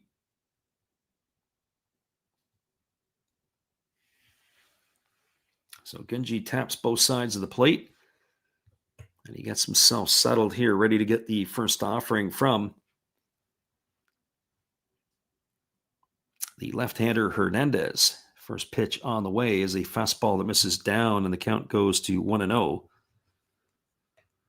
Gunji in the Climax Series between the first and the final round, he is 6 for 23. He has driven in 5 runs so far in the games that he's played in the postseason. Fastball misses down and away, and the count goes to 2-0. Waiting on deck is the always dangerous Kotaro Kiyomiya, who came home with the 3rd run scored by the Fighters in this one.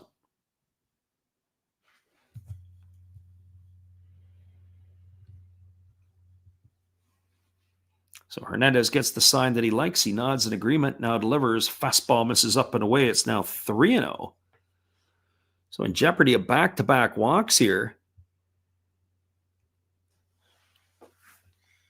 to load the bases with 1 out.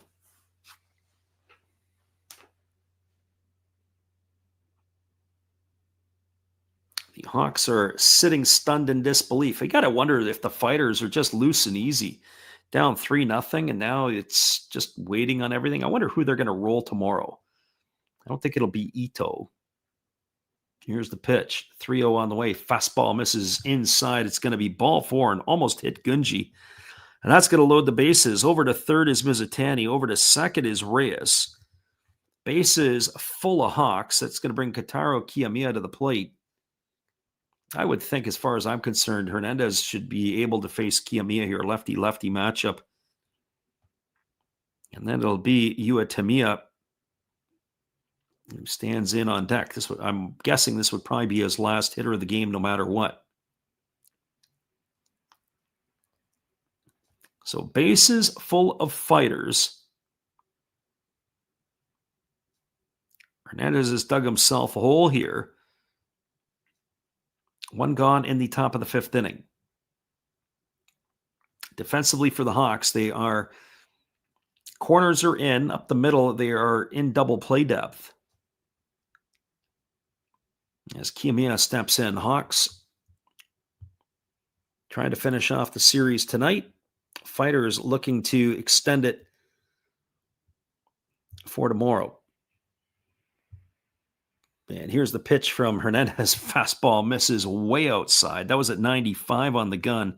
Can't say he's not throwing hard. He's just not throwing very accurately.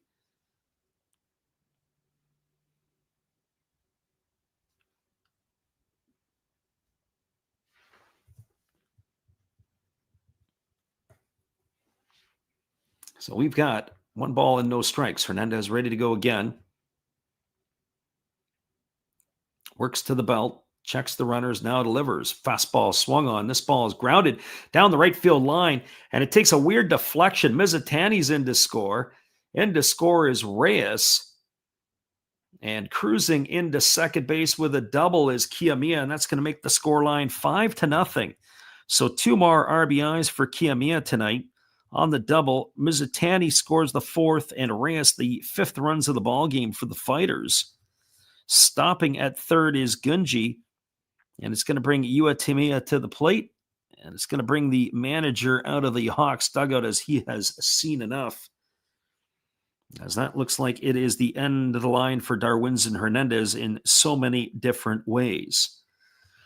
Well, we're going to take a little time out here as we have a pitching change. We're going to go refresh our beverage.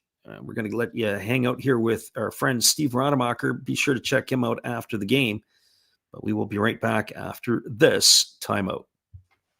Hey, where are you going? It's a pitching change. Come on, sit back down.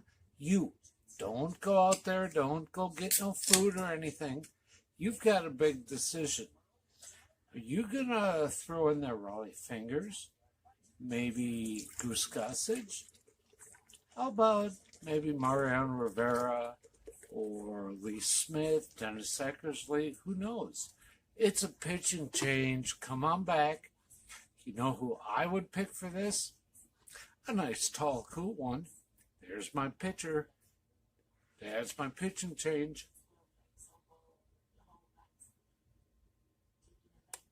That's a winning combination. Come see my channel. You know, every day is opening day. And according to Bob, I must be in the front row. Blah. Welcome back, everybody. The Hawks have gone to the bullpen, and they are bringing on another left-hander as Darwinzon Hernandez's night is finished. But this is going to be a lefty. This is number 49 for the Hawks. This is Haru Matsumoto. He's going to be the third pitcher used by Fukuoka in this one. And I would expect a full-on pitching parade from this point on. But at the same time, I also think that any of the better back-end relievers for the Hawks are going to be parked on the sidelines tonight. Unless this game got a little bit closer, I think we're going to see some of the pitchers that would be, I don't want to say back-end, but guys that they wouldn't particularly lean on in leverage situations tomorrow would be a different kettle of fish. Well, the runner at third is Gunji. The runner at second is Kiyomiya. Both of the runners are responsible to Darwinzon Hernandez. 2 runs already on the board, charged to the left-hander. And that is going to be bringing to bat here Yua Tamiya, who is officially 0 for 1. He grounded out and he has a sacrifice fly and a run batted in. So he steps to the plate. He is officially 2 for 11 in the Climax Series, 0 for 6 in this portion of the finals. So he steps in ready to face the offerings from the left-hander Haru Matsumoto. So Amino giving the signs as the lefty works to the belt. Now he kicks and delivers. Squaring to bunt is Tamiya. It's a squeeze play. Shinjo bringing all the tricks out of the where it is here, and he ends up bunting it foul. So Shinjo looking to run a suicide squeeze here as the runners were on the move. Very interesting here that is the decisions. We'll see what the fighters continue to do here as the third base coach is flashing his signs. See if they put it on again or if they run some sort of slash. I wonder if he's going to square to bunt and maybe pull back and try to punch it on the floor past the fielders. So here comes the 0-1 pitch. On his way, he does square again, and as he bunted, he does get it down. This time it's fair, and they're not going to be able to get the run at the plate. Oh, what are you doing? They tried to score 2 on the one squeeze. Ends up that what happens is Yua Tamiya gets the sacrifice down. That's going to go in the books as a 1-4 putout. He's gone for the second out of the inning. Gunji comes in to score. They try to wheel Kiyomiya all the way around to the plate, and he gets gunned down for the third out of the inning. So he's going to be gone on his putout for the third out of the inning. It'll be 1-4-2, and that is going to do it here for the fighters in their half of the inning. Well, if this game gets closer, that could come back to haunt them. They got 3 runs in the inning on the benefit of 2 hits. There was no errors, and there was nobody left aboard. Your score as we move to the bottom of the 5th. Halfway through this one, it is the Fighters with a 6-0 lead over the Hawks. Stay with us, everybody. We'll be right back in just a couple moments. Right after this, timeout.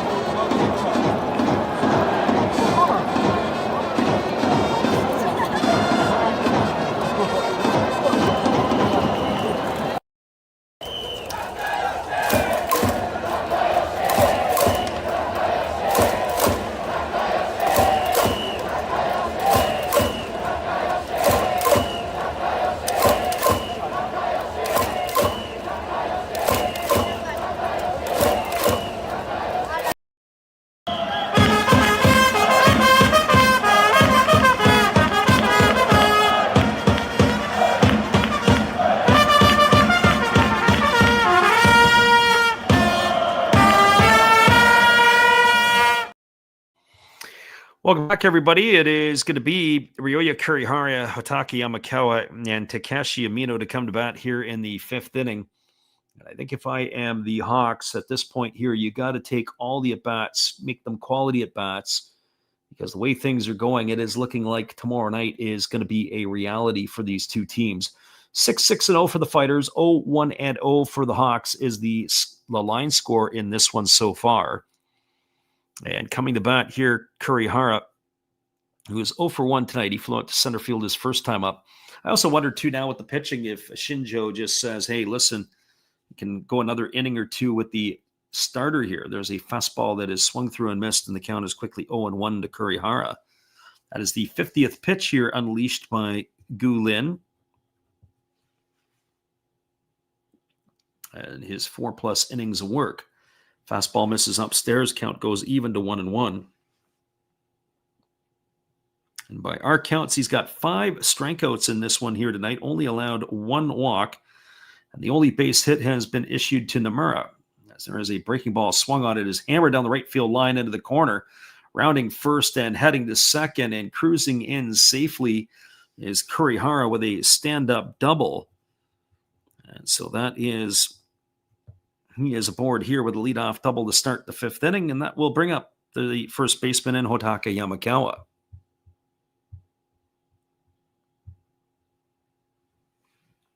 Well, for Yamakawa tonight, 0 for 1. He struck out in his only trip to the plate, but I have to tell you, he is a dangerous hitter.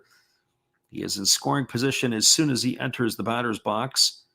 He has just not had a very good playoff, and he's not had a very good end of the season. But he can get on a tear, and he could carry the Hawks a long way.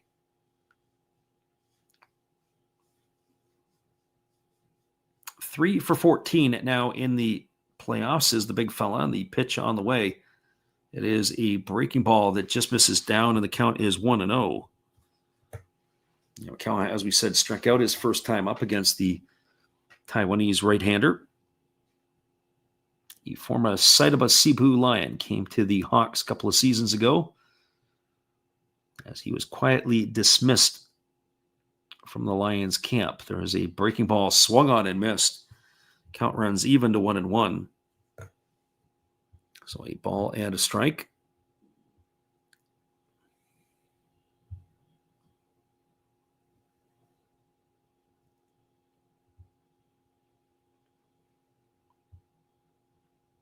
Fukuoka crowd cheering on here. Here's the pitch. Fastball just misses off the outside corner. Count goes to 2-1. And, maybe not the worst situation here if they end up walking this fella here. You could do some damage here with one swing of the bat. You've got Imino and Makihara to follow. And certainly Makihara can do some damage, but he's been very silent in the playoffs. Here comes the offering to Yamakawa. It's a changeup that is swung on and missed. Oh, boy, that was up in the zone. He tried to tomahawk that one into the seats. Ended up swinging right through it. 2 balls and 2 strikes it is.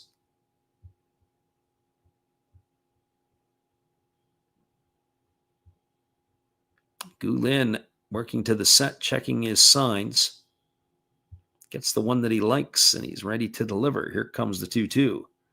Fastball swung on. This ball is lifted foul. It's slicing down the right field line. And is it going to reach the seats? And yeah, it is.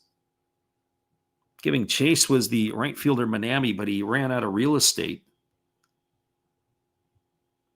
So 2-2 it remains to Yamakawa. Yamakawa, I got to say, that pitch was up in the air. That was up in the zone. It was up around shoulder height. And boy, did he get a hold of that thing. So 2 balls and 2 strikes as the right-hander checks the runner over at second base. Hawks looking to open up their account. Only 2 hits tonight in this one. As the 2-2 pitch ready to come here to Yamakawa on the way. Fastball swung on. This ball is lifted into deep right field. Moving over toward the foul line. Now coming in is Manami. He makes the catch. He comes up throwing. And having to hold at second base is Kurihara. So that's going to retire Yamakawa for the first out of the inning.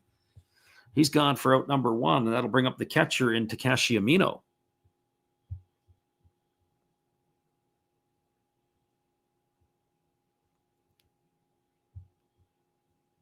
Well, for Amino, he's 0 for 1 tonight. He struck out in his only appearance against Gu Lin. And what a boon this would be for the Fighters if Gu Lin is able to give them another inning or 2 here. What that will do to the bullpen of the Fighters.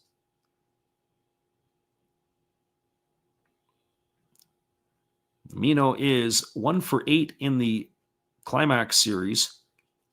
0 for 1 tonight. Here comes the first pitch. As the righty delivers a breaking ball that drops in for a called strike, and the count is 0-1. So no balls and 1 strike.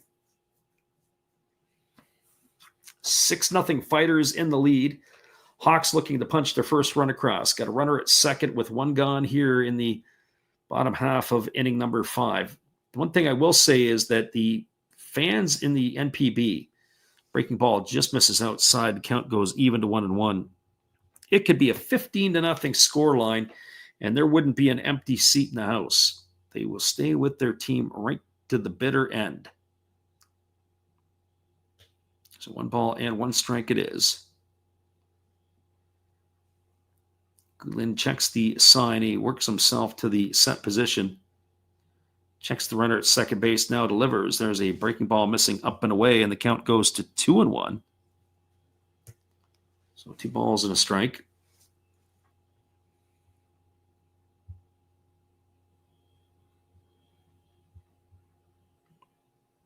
Mano taps both sides of the dish. Waiting here on the offering from the right-hander. As again, he checks the runner at second base. Now he kicks and fires. There's a fastball swung through and missed. The count now goes to 2-2 on Amino.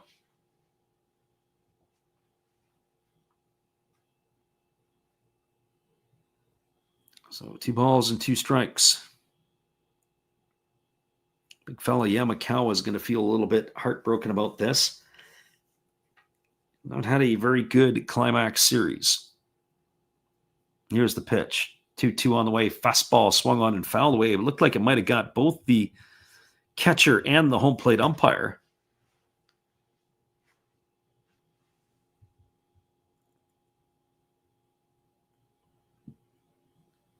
So 2 balls and 2 strikes it remains here to Amino. Again, the right-hander Gulin works to the set position. Here comes the offering. 2-2 on the way. Fastball swung on, lifted foul into the seats on the first base side. Count remains at 1-2. If you've just joined us, 3 runs in the 4th inning and 3 runs in the 5th for the Fighters have paced them to a 6-0 lead here. Hawks trying to open up the scoring here. Runner at second, 1 gone in the last half of the 5th. It is 2 balls and 2 strikes to Amino as the right-hander Gulin kicks and fires. There's a fastball swung on and missed. And for the second time tonight, Amino is down on strikes. He's gone for out number 2. So another strikeout by the Taiwanese right-hander, number 6 on the evening. And that is going to bring up the second baseman in Taisi Makihara. Also brings a smile to Gulin's face. The manager, Shinjo, had come out of the dugout. I don't know what's happening here, if they're going to make the change or not. I can't believe it. They're not going to let him get the win. I'd be ticked off here. He's got 4 2/3 innings under his belt, a runner at second. He got the 9-hole hitter coming to the plate. Now, mind you, Makihara did win the Pacific League with his stuff. He's going to get a round of applause. He's not going to get a chance to get the victory in this one here tonight. And we are going to take a timeout. They're going to the bullpen again. Here are the Fighters. I hope, Shinjo, you know what you're doing, but I'm not happy about that. And I don't think if I was Gulin at 65 pitches, I'd be particularly impressed myself. We'll be right back after this timeout. Thank you, Freddie. And hey, guys, let's open up a 5-card pack of 2023 Topps Baseball. And remember, during this timeout, you can also go visit some other channels. Oh, look, Jeter Downs. Bleh. Diamond Princess, she's great. Oh, there's a cubby. Screw that. Hey, go check out the one and only Bud Stoney. Oh, here's one for another Hollis build. And you can stay anywhere you want to when you're around Freddie and the Seattle area. That's good for Mr. Enfuego. And you know what? Why don't we bring out one of the Oakland A's for a league of her own? Bingo! Thank you, Freddie. Pitchers look like they're ready. Let's play ball. Welcome back, everybody. It is going to be Sachiya Yamazaki who is coming on in relief. Interesting decision here by the big boss. He appeared in 20 ball games this year. He had a ERA of 2.27, so he will come in to replace. So Sachiya Yamazaki on here. And I would think that Yamazaki is going to be able to, might have the distance to be able to close this one out. He is wearing the number 18, which is traditionally given to the ace of the staff. That is going to bring Taisi Makihara to the plate to face him. With 2 gone here in the inning, the runner at second is Yamakawa. 0 for 12 in the series is Makihara. We mentioned he was the Pacific League batting champion, but boy, it's the playoffs now, and that's a completely different animal. The first pitch breaking ball waved at and missed. The count is 0-1. So no balls and 1 strike. Our Filipino friends said the Fighters might go to the Japan series.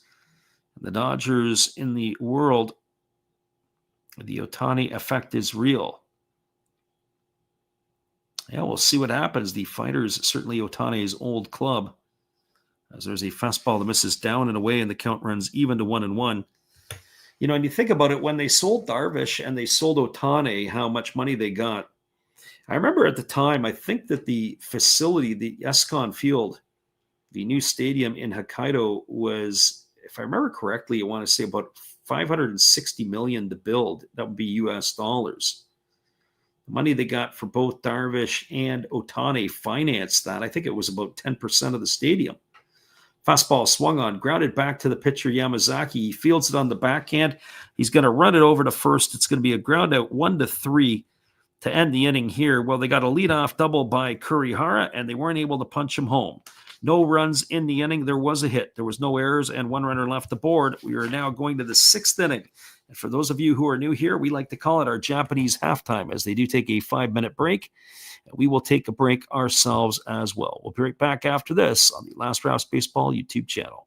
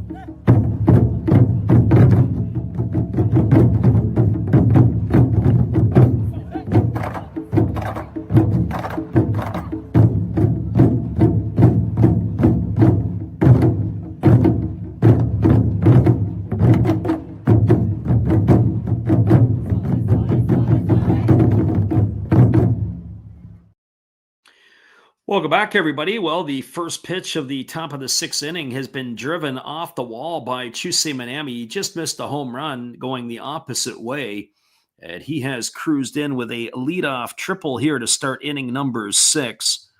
Matsumoto had left it out there. It looked like the ball was going to leave the yard. It was just a little bit short. Leaping up was Yanagamachi. The ball was just hit a little bit higher than his glove could get to, as he wasn't able to come down with it. It hit the fencing, then it hit the back of his glove, trickled away, and got to tip your hat to Manami running hard all the way out of the batter's box. Cruises in with a leadoff triple, and that is going to bring Kota Yazawa to the plate. First pitch to Yazawa is a breaking ball taken for a called strike. The count is 0-1. Yazawa tonight had that broken bat double that drove in a run his last time up, and he is popped out to third. So no balls and 1 strike. Yazawa is 2 for 10 now in the Climax Series, both in the first round and the finals. Pitch on the way. There's a breaking ball that misses down, and the count goes to 1-1. So a ball and a strike. Well, it looks like we're going to be burning the midnight oils tomorrow night if this game continues to be where it is at. 6-0 for the Fighters. That means that'll be a very important ball game in the middle of the night tomorrow night. So hopefully you guys can come and join us for that. There is a breaking ball that is waved at and missed, and the count now goes to 1-2 on Yazawa. We're trying to get as much sleep as we can in the daytime. I don't want to miss that one, if you can possibly do it. Time to call in sick from work. Maybe after watching the World Series or the American League Championship Series, Blue Jays and Mariners tomorrow, maybe they'll play another game on Monday night as well. Here's the 1-2. Fastball misses down, and the count now goes to 2-2.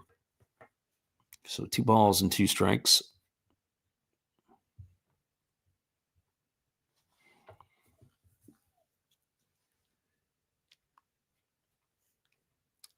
And the catcher, Imino, giving his signs to the pitcher, Matsumoto, who works to the belt. And now the 2-2 on the way. Fastball swung on, grounded over to the right side.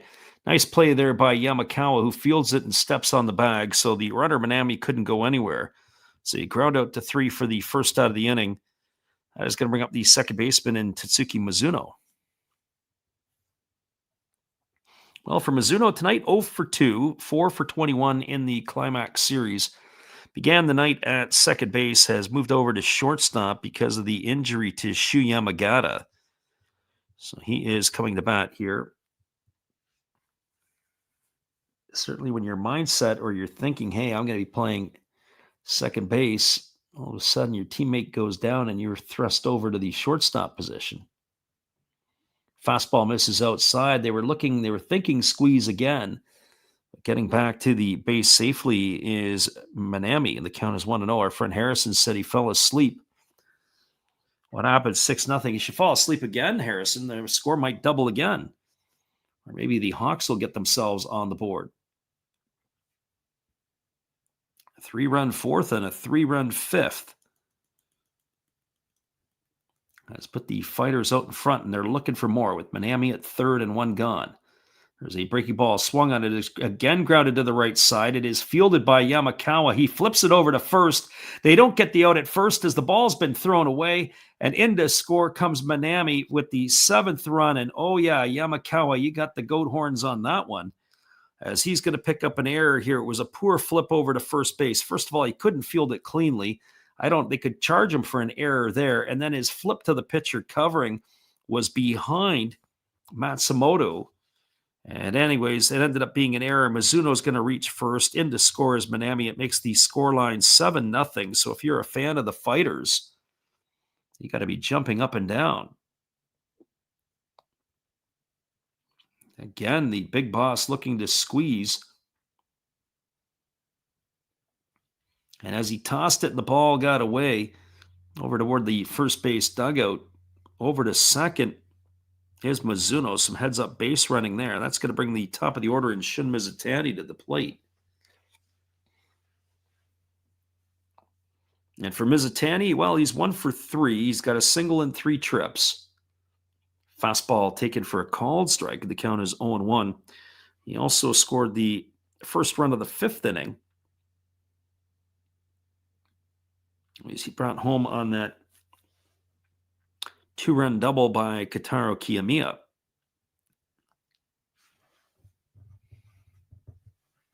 As the left-hander delivers, there's a breaking ball swung on and grounded foul just past the third base coach's box. And now Mizutani's in the hole at 0-2.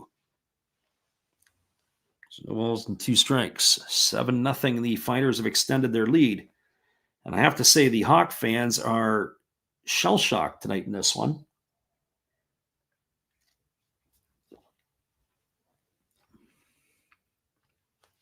Somewhere the Hanshin Tigers players and fans are probably hoping this game goes the decisive game, and they use a whole bunch of pitchers. Here's the 0-2. Fastball misses way upstairs, and the count goes to 1-2. So 1 ball and 2 strikes.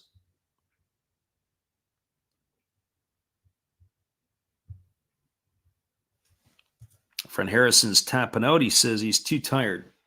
Well, maybe you'll wake back up again, Harrison, and join us for some more action. You never know. Here's the 1-2. Fastball swung on and it's tap foul over into the third base dugout. Count remains at 1-2, or maybe get up at 5 in the morning tomorrow, not Sunday, but Monday morning.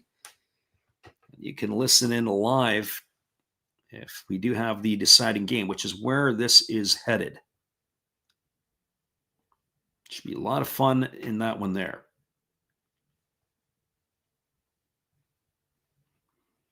So 1 ball and 2 strikes as the lefty Matsumoto holds to the set. He checks the runner, now delivers. Breaking ball swung on. This ball is lifted into left center field. Moving back on it is the shortstop Nomura, and he's going to make the catch. And Mizutani is going to be retired for the second out of the inning. That's going to leave it all up to the second baseman Kazunori Ishii. Well, since Ishii's come into the ballgame, he's had a productive night. He singled and scored a run in the 4th, and he had a sacrifice bunt in the 5th. So officially 1 for 1 tonight.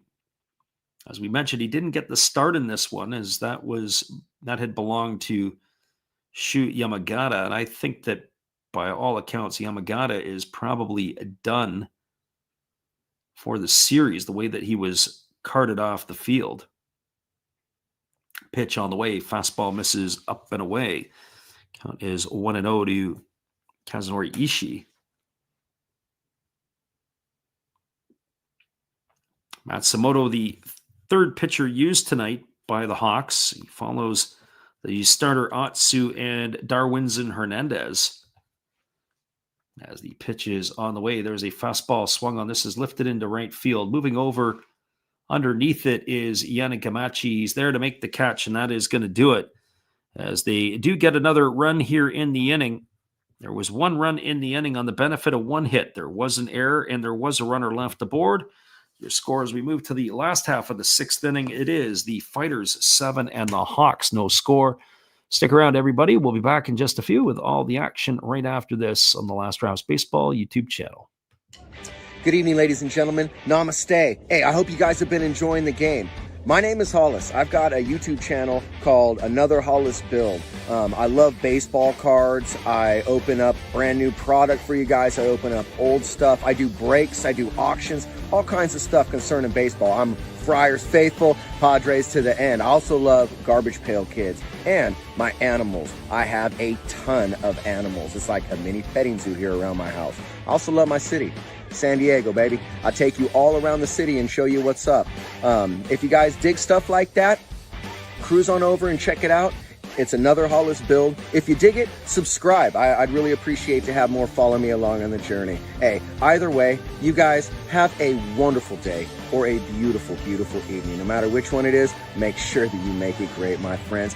Big up Last Raps Baseball. Yeah, Freddie, let's go. One love and peace. Yeah, man.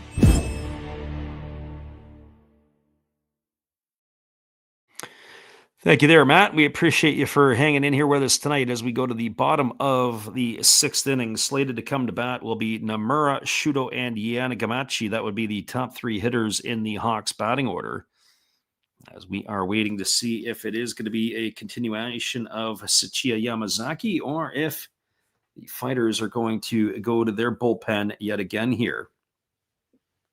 A little surprised Yamazaki was on in relief, but he is the one who's going to continue on here. I would have thought they would have stretched Gulen a little bit further, as the first pitch is a breaking ball. Take it for a called strike, and the count is quickly 0-1. Nomura tonight 1 for 2 has a single and 2 trips. The Hawks tonight have 2 total hits, and he's got half of them. Fastball swung on and fouled straight back, and the count goes to 0-2 on Nomura. So no balls and 2 strikes.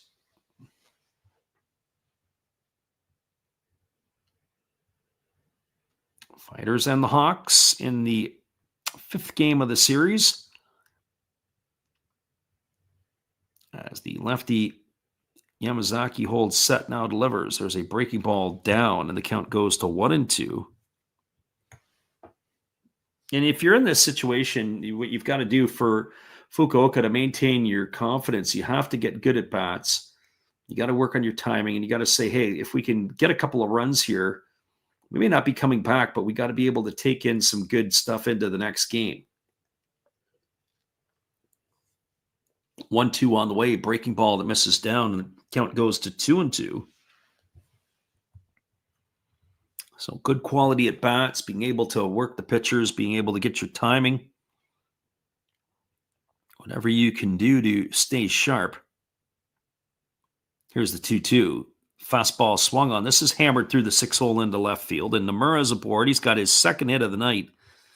And you got to think that he's going to play a part in tomorrow's game. That's his 2nd hit, 2 for 3.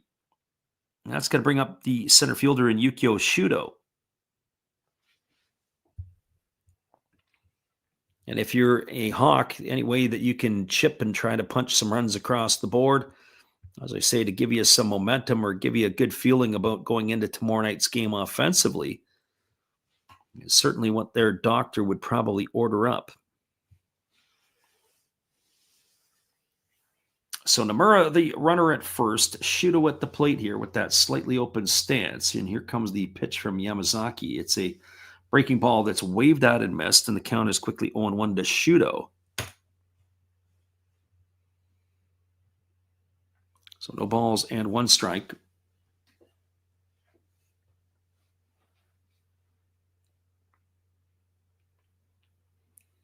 Lefty works himself to the set. Here's the pitch. Fastball misses down, and the count now goes to 1-1. So 1 ball and 1 strike.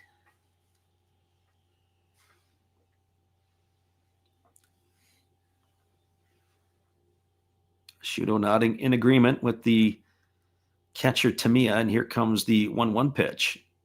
Kicks and fires. Breaking ball swung on. This is lifted foul, and it's going to slice its way into the seats just beyond the temporary seating. The count goes to 1-2 down the left field line. I always say the temporary seating. They've now put a netting up in front of the fans. They did that original seating, and then they were giving their fans helmets to sit in there. And some would bring their gloves. It was like they had an extension of the field. It's only about maybe 5-6 rows deep in parts. Here comes the 1-2 pitch. On its way, breaking ball misses down, and the count goes to 2-2. So 2 balls and 2 strikes. Yamazaki, the left-hander.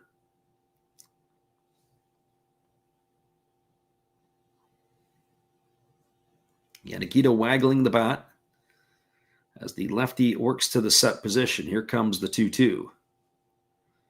Pitch on the way. Fastball swung on and missed, and Yamazaki makes easy work of Yukio Shudo. He's gone for the first out of the inning, and that'll bring up the right fielder in Tetsuro Yanagamachi.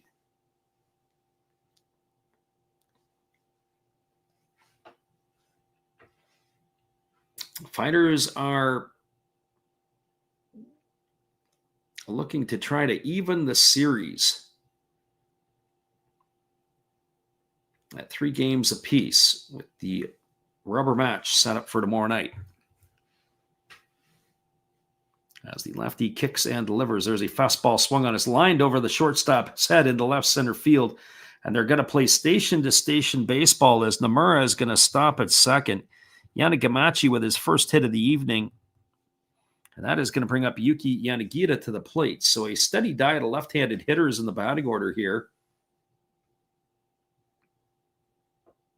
And that brings Yanagita to the dish, who's 0 for 2 tonight. He has struck out both times. Got to say, that was a pretty good piece of hitting there by Yanagamachi. He really stayed on the ball, kept him hands inside the ball, was able to go the other way. So the Hawks have something brewing here in their bottom of the 6th inning. 2 on, 1 gone here. Yanagita stepping to the plate. The veteran left fielder has struggled in the series. Or I say at least struggled tonight. There's a first pitch fastball swung on. It is lifted into left center field. Moving over underneath it is Mizutani. He's there to make the catch. And he is going to be retired for the second out is Yanagamachi, and that's going to bring Tomoya Masaki to the plate.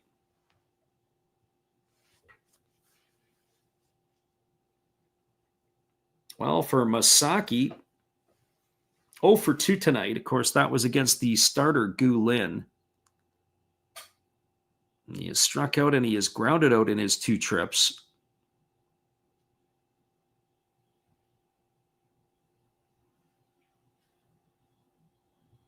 For those Hawks fans who are hanging in here tonight, this is probably their best opportunity.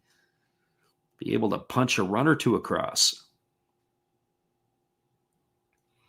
So Yamazaki holds set, now delivers. There's a breaking ball that drops in for a called strike, and the count is 0-1 to Masaki.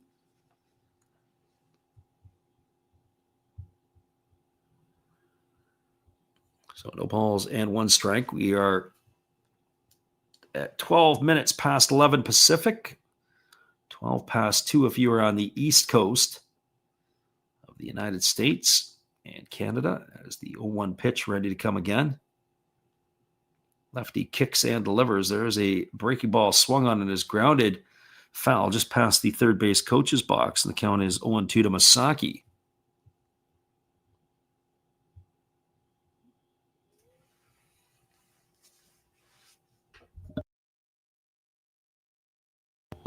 So no balls and 2 strikes it is, as the right-handed hitting designated hitter of the Hawks digs himself back in.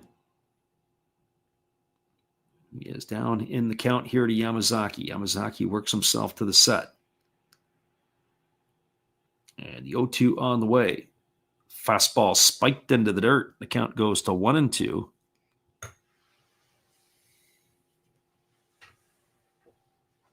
So 1 ball, 2 strikes.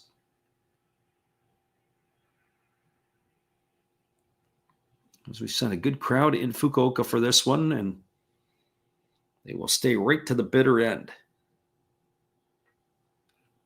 Left-hander against the right-hander as lefty Yamazaki gets his signs. He works himself into the set position. And here comes the 1-2.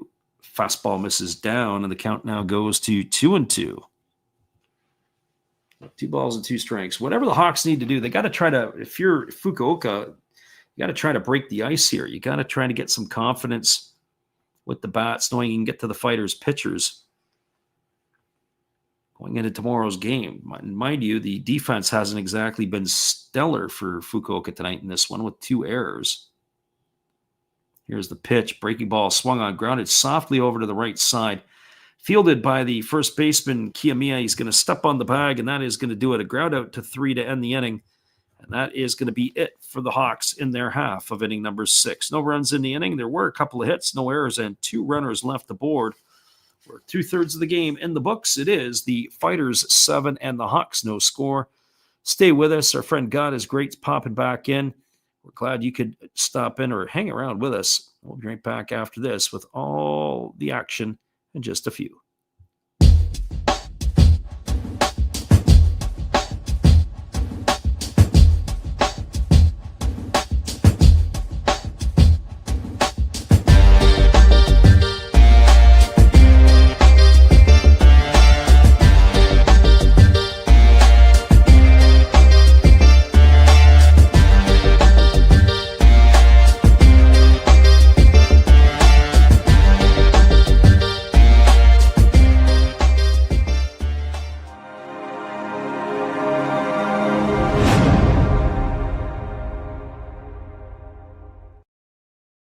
It is a 7-0 ball game. Fighters are in the lead. We'll be right back after this musical timeout.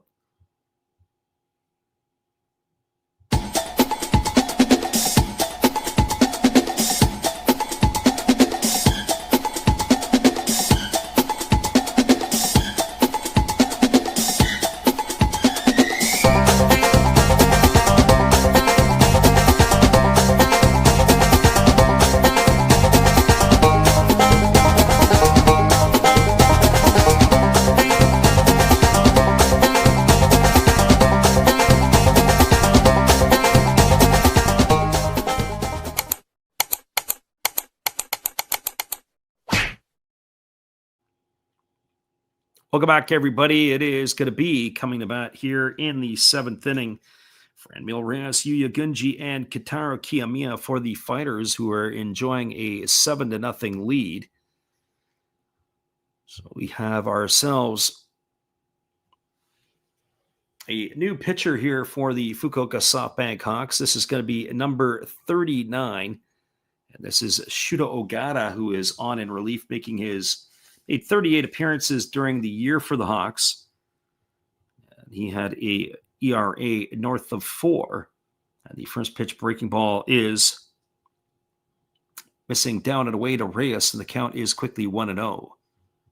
So Shuto Ogata on in relief. He's the latest piece of cannon fodder that the Hawks have fired out there. There's a breaking ball swung on and hammered, and a great catch by the third baseman, Kurihara, diving to the line to rob Reyes. Reyes has been hitting the ball and pounding the ball hard, and he is going to be gone for the first out of the inning. Nice play there by the third baseman, Kurihara, who had to dive to his right to make the grab. So one gone here. It brings up the third baseman in Yuya Gunji.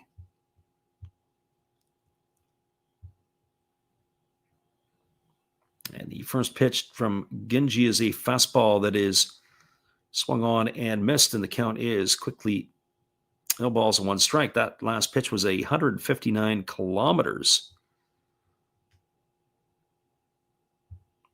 And for those of you who aren't sure what the kilometers would be, that would be almost 100 miles an hour.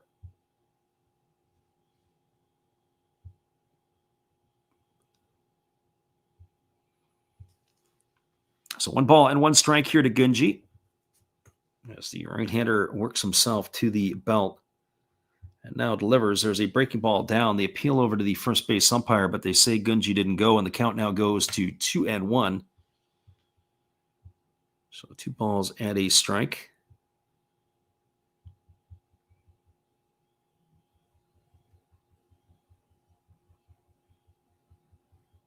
Right-hander again works himself to the belt. Now he delivers. Fastball swung on. This is going to be lined into left field. It's going to be down for a base hit. So Gunji aboard for the 3rd time tonight.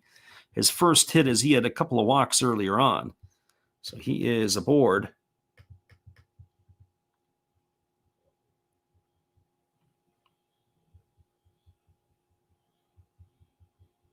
And that is going to bring up the first baseman in Kitaro Kiyomiya.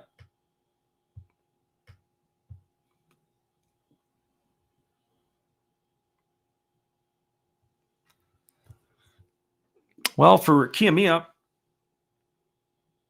officially 1 for 3. He has a double, couple RBIs, actually 3 RBIs.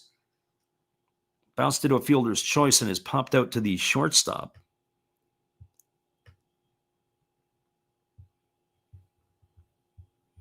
Batting from the left side here against the right-handed pitcher Ogata. Runner at first, 1 gone here in the inning. Pitch on the way. Fastball misses down and in, and the count goes to 1-0. So ball and no strikes. And right now, all signs are pointing to another game yet tomorrow. So we'll have to wait and see how this all plays out.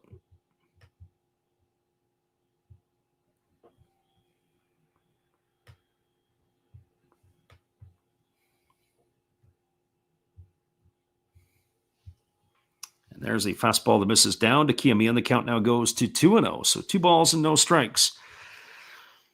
He'll be followed by Yuya Tamiya here, as long as he doesn't ground himself into a double play. So 2 balls and no strikes to Kiyomiya. Right-hander works himself into the set position. Here's the pitch. Fastball swung on. It is lifted into straightaway center field. Coming in underneath it with plenty of room to make the catch is Shudo. Retreating back to first is Gunji, and so Kiyomiya's gone for the second out of the inning. It's going to leave it up to the catcher in Yua Tamiya.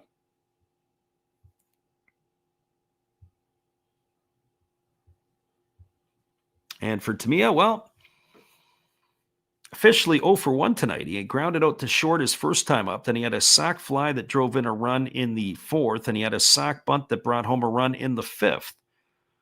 So 0 for 1 with a pair of RBIs tonight.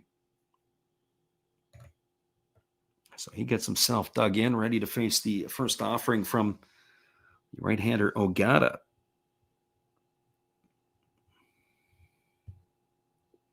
And the first pitch on the way is a fastball swung on, and he lifts this into left field. Moving over underneath it is Yanagita. He's called everybody off, and he makes the catch. And that is going to retire Tamiya for the third out of the inning. Well, no runs in the inning. They did get a hit off of Ogata. There was no errors, and there was a runner left aboard. Looks like the big boss is going to be going to the bullpen yet again for the Fighters.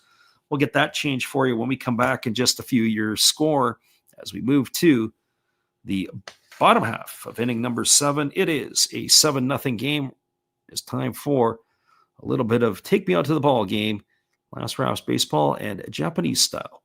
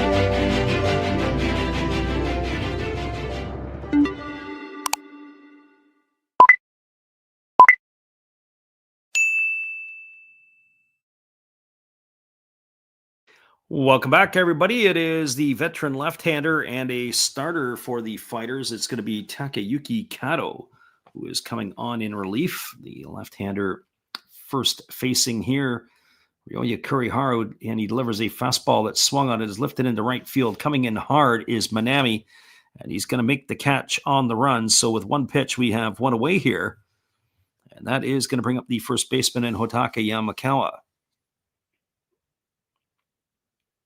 The veteran left-hander, Takayuki Kato, the third pitcher used tonight by the Fighters. Got to say, Kato is a workhorse during the regular season. There is a fastball that's taken at the knees for a called strike, and the count's 0-1 to Yamakawa. So no balls and 1 strike.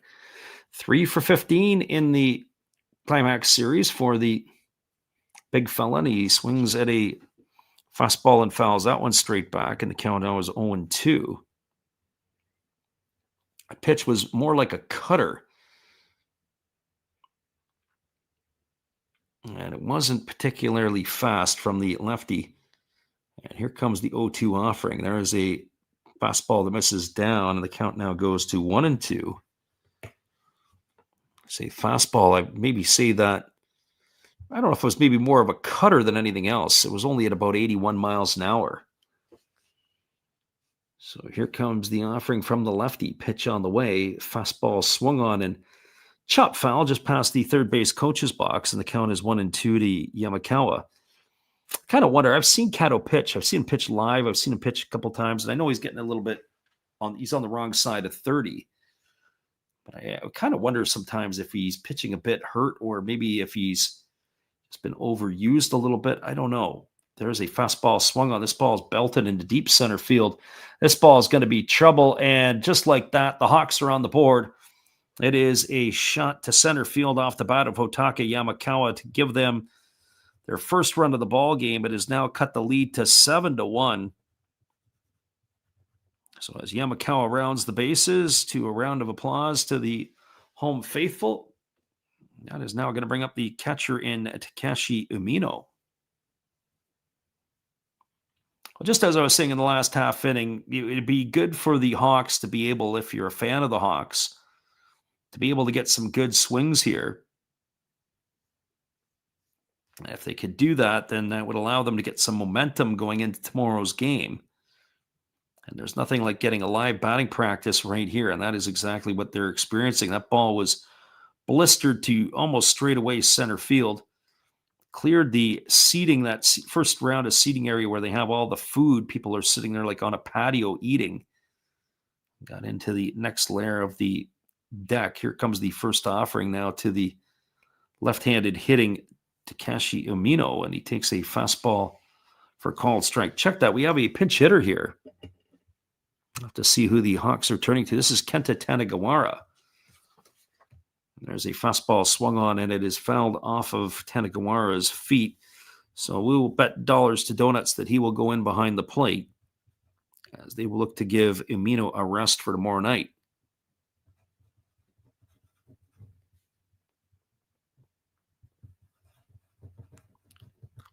So here's the 0-2 to Tanegawara. It's a fastball that misses outside. The count goes to 1-2. Taisi Makihara waiting his turn on deck. 7-1 is the scoreline now, as the Hawks have got their first run tonight. Here's the pitch. It's a breaking ball swung on. It is lifted down the left field line. Giving chase is Gunji, but it's just going to reach into that temporary seating area, and the count is 1-2 to Tanegawara.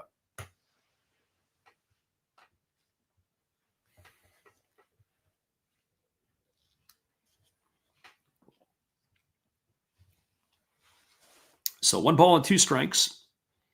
Tanegawara resets himself as he gets back in, ready to hit again.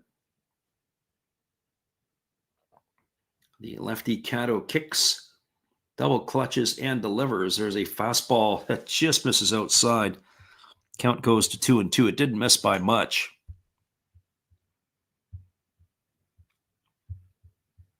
So 2 balls and 2 strikes it is.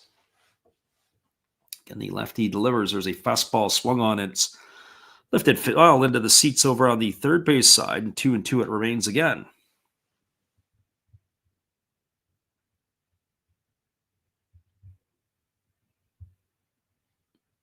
Again, the lefty kicks and delivers.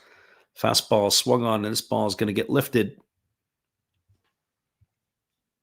into the seats foul. So now all of a sudden we got a battle here with Tanegawara. Comes off the bench. This is a pretty good at bat he's putting together. This is going to be the 8th pitch of the at bat. Here's the offering. Fastball, take it for a called third strike. Oh, he painted the outside corner. Did Kato on that one, and that is going to retire Tanegawara for the first or the second out of the inning. First strikeout recorded tonight by the lefty Kato. And that is going to bring up the second baseman in Taisi Makihara.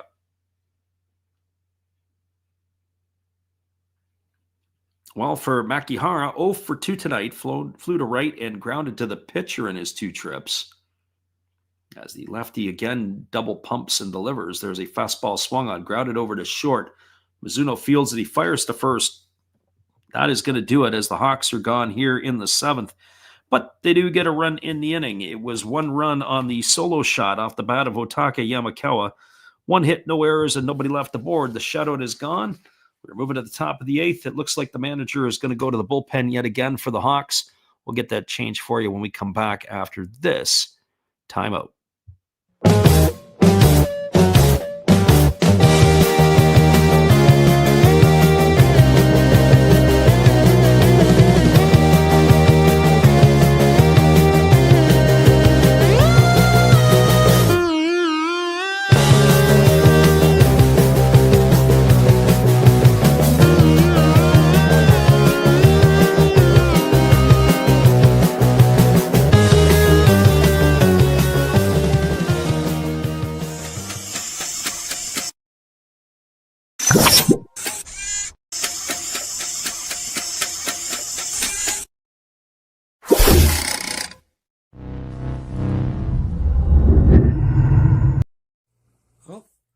Hello? Oh, hey. Yep. I'm just sitting here listening to Freddie call another game here on YouTube. Oh, yeah, going really good. He's calling a great game. Really exciting. Lots of stuff going on. You're lucky it's commercial break right now. I got a second. Oh, yeah, of course I'm having a cold one. Oh, yeah, got plenty of videos coming up this week. You should stop in. Check them out. Leave a like, tell other people. But Freddie's coming back. I got to go catch the game. I will check in with you later. You have a good night, buddy. Bye. Welcome back, everybody. It's going to be the 5th pitcher used tonight by the Fukuoka SoftBank Hawks. It's going to be Ineo Higashiyama, who is going to take over here. And he will be the 5th pitcher used tonight by the Fukuoka Ball Club. So he is getting himself ready to go as he is completing his tune-up tosses. So Higashiyama on in relief, and he's going to be facing the 7, 8, and 9 hitters in the order for the Fighters. That means Manami, Yazawa, and Mizuno to come to bat here to face him in the top half of inning number 8. 7-1 is the lead. We didn't adjust our banner here, but we have to do that for you. We fell asleep on the fact that the Hawks actually scored a run. They still have 6 outs to play with. And for them to make a comeback here would be pretty interesting. But at the same point in time, probably what everybody's looking for would be the over and the unders. It is going to be a Tanagawara behind home plate. Pinch hit appearance is going to allow him to be able to stay in the ball game to catch the right-hander Higashiyama. So here we go back to the live action as Higashiyama rocks himself into the windup and delivers the first pitch fastball taken for a called strike. Counts 0-1 to Manami. Manami 2 for 3 tonight so far. He has a single, a triple, an RBI, and a run scored. As the right-hander kicks and fires, there's a breaking ball taken for a called strike, and the count now goes to 0-2. So in the Climax Series for everything, he is now 11 for 25. So a pretty good playoff here for Manami as the 0-2 on the way. A bit of a quick pitch there by Higashiyama, not as big of a leg kick, and that's going to run the count to 1-2. So 1 ball and 2 strikes.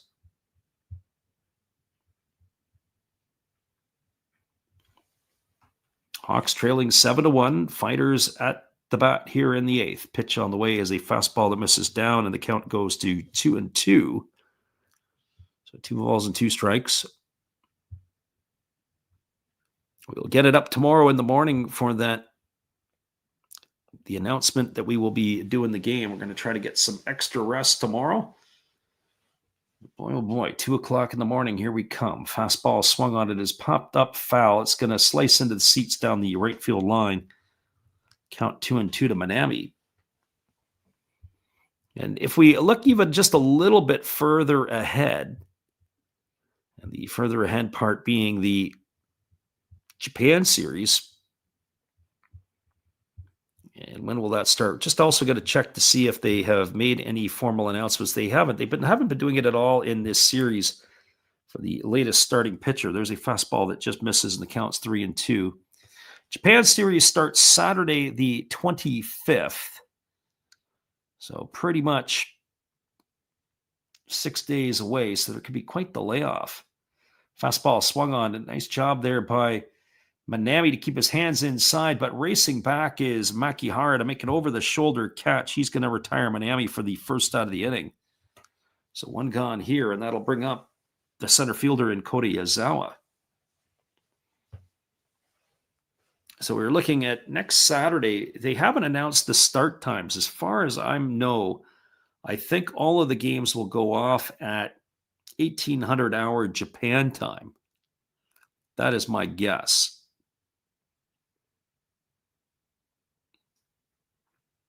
So here comes the pitch from Higashiyama. It's a breaking ball taken for a called strike.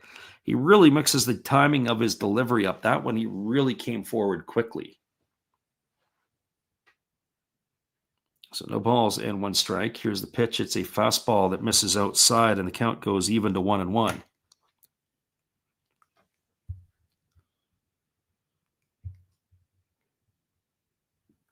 So 1 ball and 1 strike.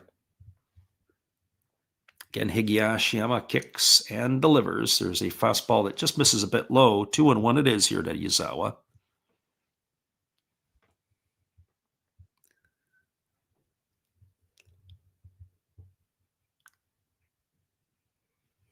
Again, the right-hander rocking into the motion. There he delivers another quick delivery, and there's a fastball at the knees taken for a called strike, and the count's 2-2. Yazawa did get aboard in the 4th inning when he hit a double and drove home a run. He's got also a pop-out and a ground-out to his name tonight. Pitch delivered, fastball swung on, grounded to the right side of the infield. Makihara's got a field that he throws to first. Ground out 4-3 for the second out of the inning. It's going to leave it all up to Tetsuki Mizuno.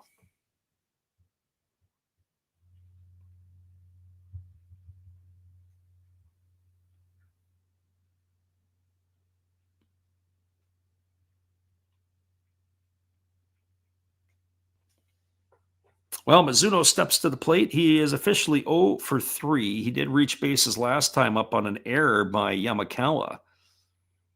He has flown to center and struck out his other trips, and the pitch on the way is a fastball taken for a called strike. The count is 0-1. No balls and 1 strike to Mizuno.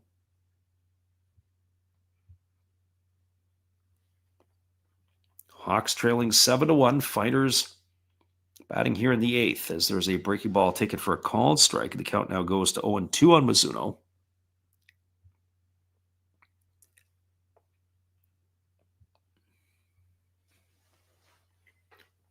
The right-hander Higashiyama shakes off his catcher a couple of times. Now here's the 0-2. Fastball misses up and away, and the count goes to 1-2 to Mizuno.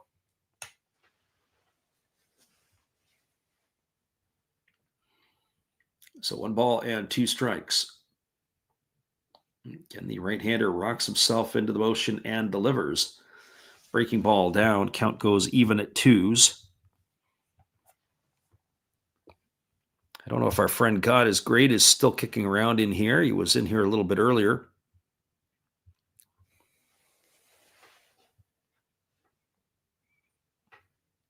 Sometimes he just listens in the background. Here's the 2-2 pitch. Fastball swung on and lifted foul. That's going to run the count to 2s. So 2 balls and 2 strikes.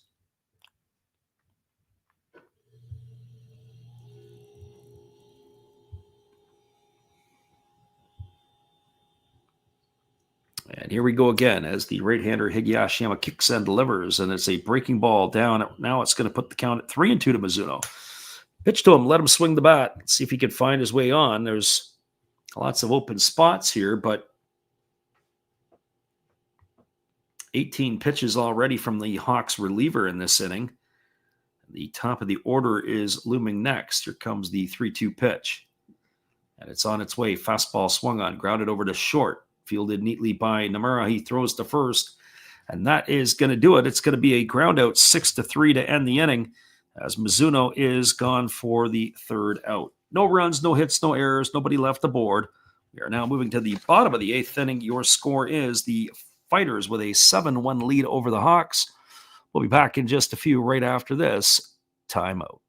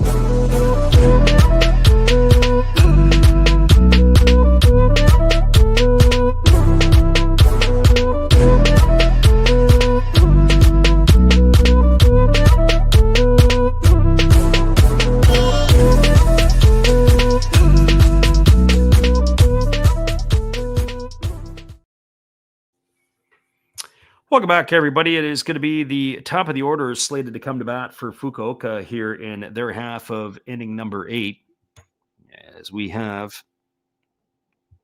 slated to come to bat Sami Nomura, Yukio Shudo, and Tatsuro Yanagamachi.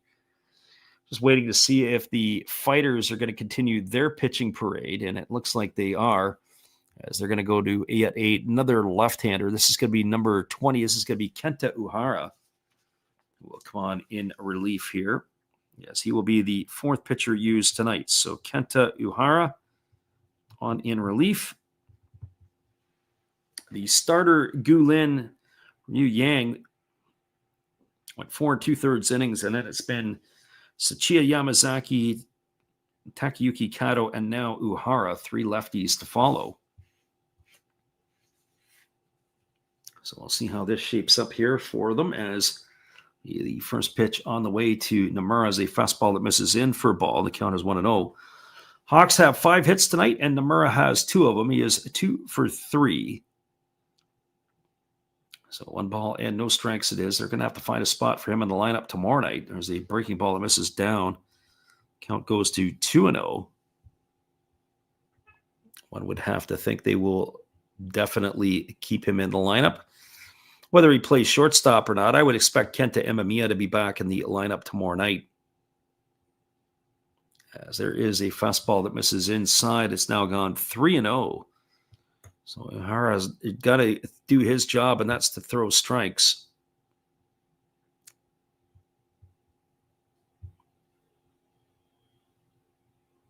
As the lefty kicks and delivers, there's a fastball at the knees for a called strike, and now the count goes to 3-1.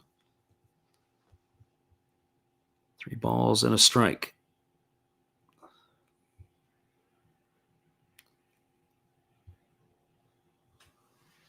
The lefty again works to the set, now delivers. There's a fastball on the outside corner, and the count goes full to Nomura. So 3 balls and 2 strikes it is.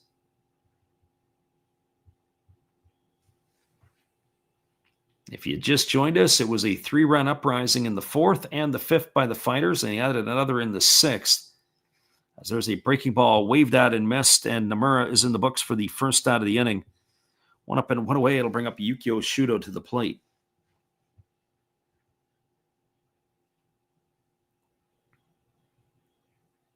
Absolutely waved at it, did Nomura.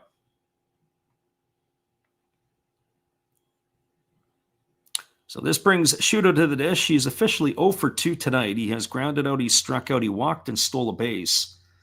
His first time up, and the pitch from Mahara is a breaking ball that drops in for a called strike, and the count is 0-1. So no balls and a strike. Shudo hitting from the left side here. And he takes a pitch just outside. The count goes even at 1-1. So ball and a strike. Fastball swung on, chopped over to short, charging it hard as Mizuno. He's going to throw to first, and Shuto's going to be retired on a ground out 6-3. So 2 up and 2 away here for the Hawks in their half of the inning. That's going to leave it up to the right fielder in Tetsuro Yanagamachi.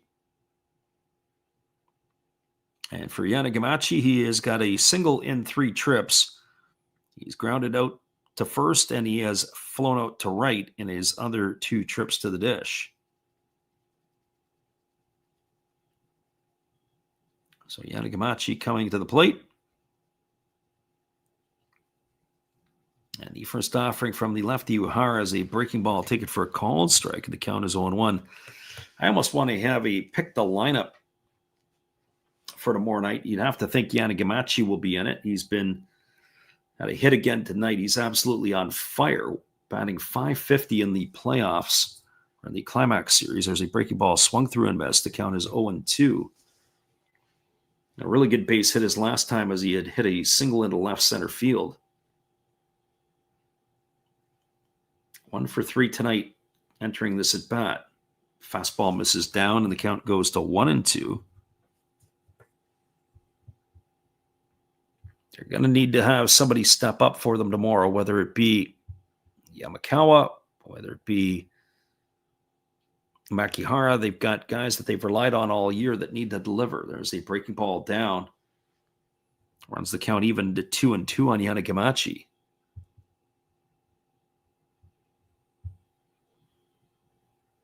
So 2 balls and 2 strikes.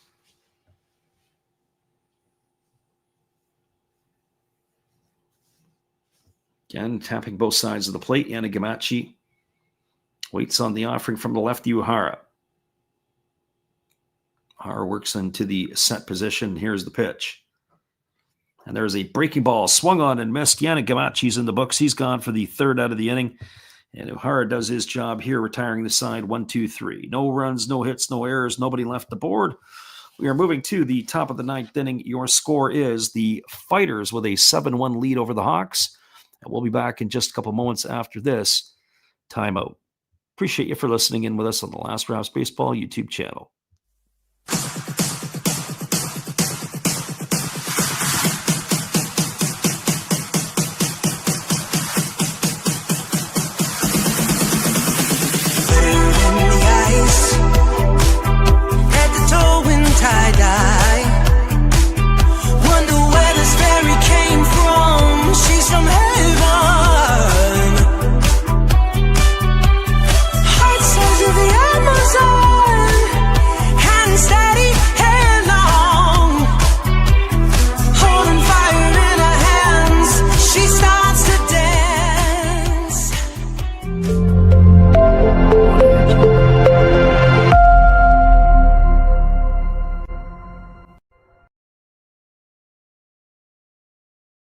Hello, this is Eric Fox, formerly of the Oakland A's and Texas Rangers baseball teams.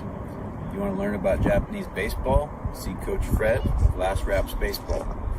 If you want baseball instruction, see Coach Fred. If you want to learn about golf, do not go to Coach Fred. Fred, what kind of club is this? At Last Raps Baseball, we know baseball. Welcome back, everybody. We have yet another pitching change for the Fukuoka Ball Club. It's going to be Yuki Samori coming in, the 27-year-old right-hander taking over here, as he is going to be the 6th pitcher used tonight. 22 appearances during the regular season. He posted an ERA of 3.38. So Yuki Samori on in relief, as he is going to try to close this one out for the Hawks. And who will he face? Well, he's got the top of the batting order slated to come to bat. It's supposed to be Mizutani, Ishii, and Reyes.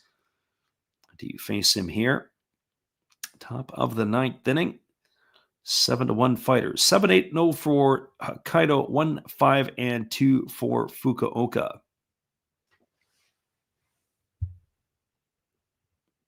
And a collision course being set up for tomorrow evening. Pitch on the way. Breaking ball taken for a called strike. The count's 0-1. We do have a pinch hitter for Shun Mizutani. I believe it's Narama, but I'm going to do a double check on that. And the pitch is actually Yuki Nomura, as that fastball gets all the way to the backstop. Nomura made an error in a game, in the first game of the series against the Buffaloes, and we haven't seen hide or hair of him really since. Fastball swung on, popped up in front of the plate. It gets to the ground, picked up by the pitcher Samori. He's going to throw to first, and Nomura is going to be gone on a ground out 1-3. He's out for the first out of the inning, and it's supposed to bring up the second baseman in Kazunori Ishii. I think it might have broke the bat of Nomura as well. I don't think that ball went more than 15 feet. It was popped up in the air, and it ended up getting down. The pitcher had to get off the mound to come and get it. Looked like a piece of the lumber went flying toward the third base side. So it brings Ishii to the plate, who is officially 1 for 2 tonight. He's got a single, a sac bunt, and a flyout. As the pitch on the way is a fastball taken at the knees for a called strike. The count is 0-1. So no balls and 1 strike. Right-hander ready to deliver again as he kicks and fires. There's a breaking ball missing inside, and the count goes to 1-1. Looming on deck is the Franmil Reyes. There's a fastball swung on it. It's grounded over to first. Yamakawa is going to field it. He's going to win the race to the bag as he takes it himself. A ground out to 3 for out number 2, and that's going to leave it all up to the designated hitter, Franmil Reyes. Well, if you were listening in early on and you stayed with us, I made the statement the way that the game was going. I did not feel that this game, based on the starters with Gulin and the other starter, Ryo Atsu, if they were in for a while, that this game was looking like a 4-hour ball game for 9 innings because of the way that they were going about their deal and their business. Well, once they got chased, the pace picked up. The runs came quick and furious as that breaking ball misses outside, and the pace of the game actually had gotten better than it did earlier on. So 1 ball and no strikes. So I don't think I would have got that one wrong. See, I told you Harrison would be back. Here's the 1-0 pitch. Breaking ball misses down, and the count now goes to 2-0. Just can't stay away. That's all right, Harrison. We're glad you made it back. So 2 balls and no strikes as the right-hander works to the set position. And here comes the pitch. It's a fastball that misses upstairs, and the count goes to 3-0 on Reyes. If you're going to give him some pitches to hit, this would be the spot right here. You got nobody on. You got 2 out. You're down by 6 runs at this point. And let him swing the bat. And the pitch on the way is a breaking ball that misses outside. That's going to be ball 4. Reyes is going to be aboard with a 2-out walk. And that is going to bring up the third baseman in Yuya Gunji.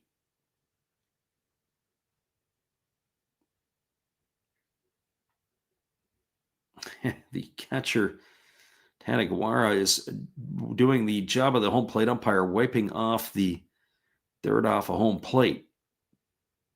Guess he didn't like the maintenance of the home plate umpire. Well, here comes the first offering to Gunji as the right-hander delivers a fastball that's center cut for a called strike. The count is 0-1. Gunji tonight officially 1 for 2. He's got a single and 2 trips. He's also drawn a couple of walks and scored a run.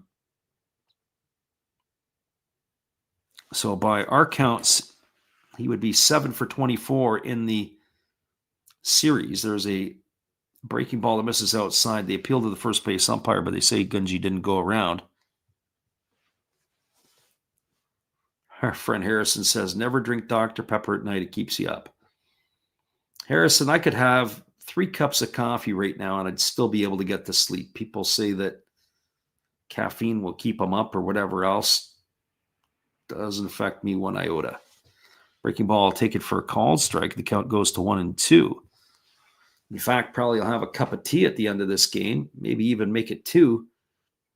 just so I can get to rest easier. So 1 ball and 2 strikes. Samori getting the sign from Tanagawara. As the right-hander works to the set now, delivers. Fastball misses upstairs, and the count goes to 2-2. So 2 balls and 2 strikes.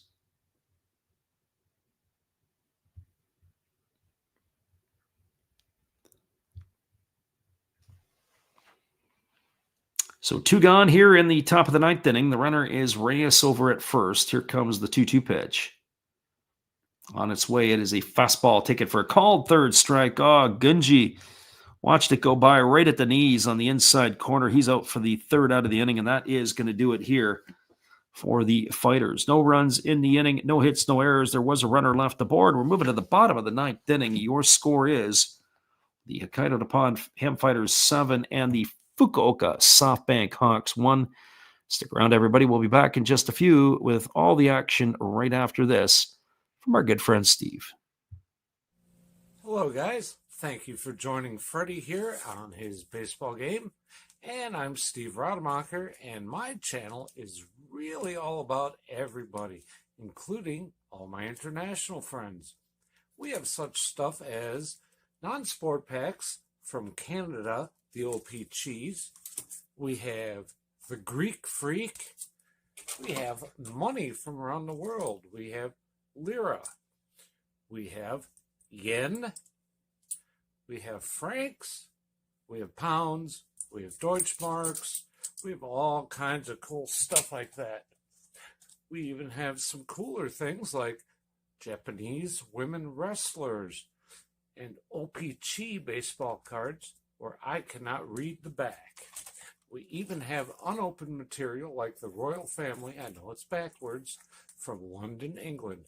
Thank you for watching. Back to Freddie.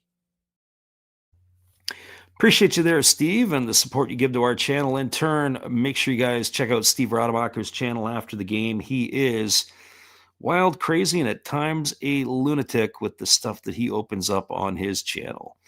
It is going to be a pitching change here for the Fighters. They're going to the bullpen. It'll be the first right-hander that has come in the ball game since we saw the starter Guilin. And it is going to be number 26, Seiji Tanaka. And so Tanaka coming into the ball game, he has had himself a little bit of trouble recently. So Tanaka trying to sort himself out here in this one here. A lot of defensive changes, as it does look like we are going to have ourselves a new catcher. That would be Yuya Shinto. Looks like Chusei Manami has moved around in the outfield. I didn't get all the other outfield changes. So we'll have to take a look and see what the game story will tell us. And we'll convey that to you as soon as possible. It does look like that is the end of the night for Shin Mizutani. The first pitch delivered to Yuki Yanagita swung on, and it's a single into left field. So the base hit for Yanagita, his first of the evening, as he gets a round of applause from the faithful. They haven't left yet in Fukuoka. All you guys have to do is turn off your computer, and I turn off. Boy, the people there stay right in, right to the bitter end. And that is going to bring up the designated hitter in Tomoya Masaki.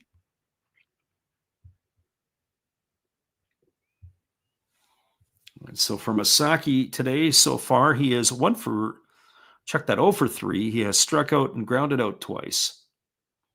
Pitch on the way. Fastball swung on. This ball is lifted into left field. This ball is going to be hauled in. Oh, nice play there by the left fielder. And that is Yazawa, who has moved over to left field. And he is going to retire Masaki. Masaki hit the ball hard. He had to get on his horse for the first out of the inning. But a nice play there by Yazawa. So 1 gone here. It brings up the third baseman in Ryoya Kurihara. Well, they've wasted no time. The scouting report on Tanaka is go after him on the first pitch. Yanagita had a first pitch single. Masaki swung at the first pitch and hit the ball hard. And there's a first pitch that swung on and fouled away off the bat at Kurihara, and the count is 0-1. Kurihara tonight is officially 1 for 3. He's got a double in 3 trips. He's lined to right and flown to center.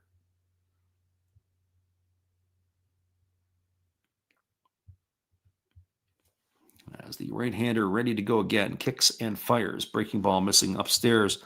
So the other defensive change is Yuki Nomura, or Yuki Nomura has gone into right field for the Fighters.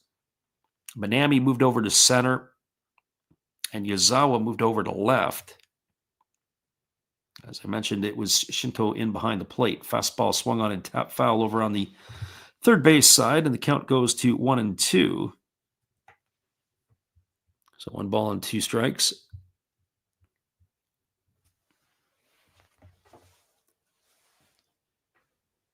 Harrison says, game will be at 5 a.m. 5 a.m. It'll be before your morning class. So when you're up in the shower, get up earlier, first pitch of the game.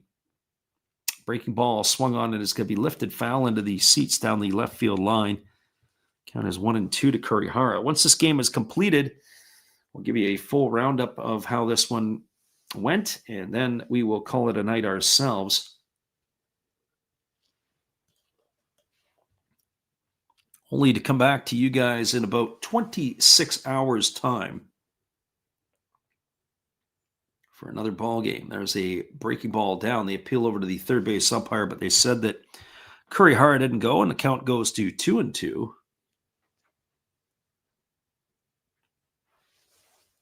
Harrison says she'll shower the night before. Well, got to do what you got to do. You always get the early bird gets the worm.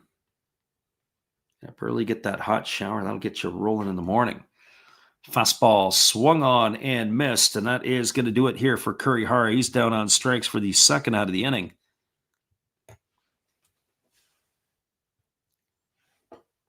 That is going to bring up the first baseman in Hotaka Yamakawa. Well, for Yamakawa, he has accounted for the only run of the night for the Fighters. Get that solo shot in the 7th inning to pretty much straightaway center field.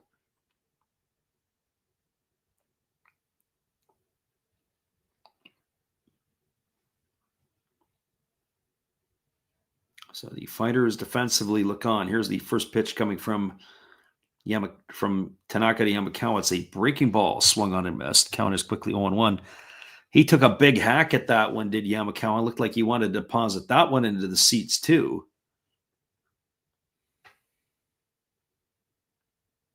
So no balls and 1 strike.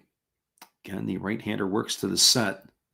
Here's the pitch. There's a pitch that's down, but they said that Yamakawa went around and the count goes to 0-2. Harrison's cheering for the Japanese ham.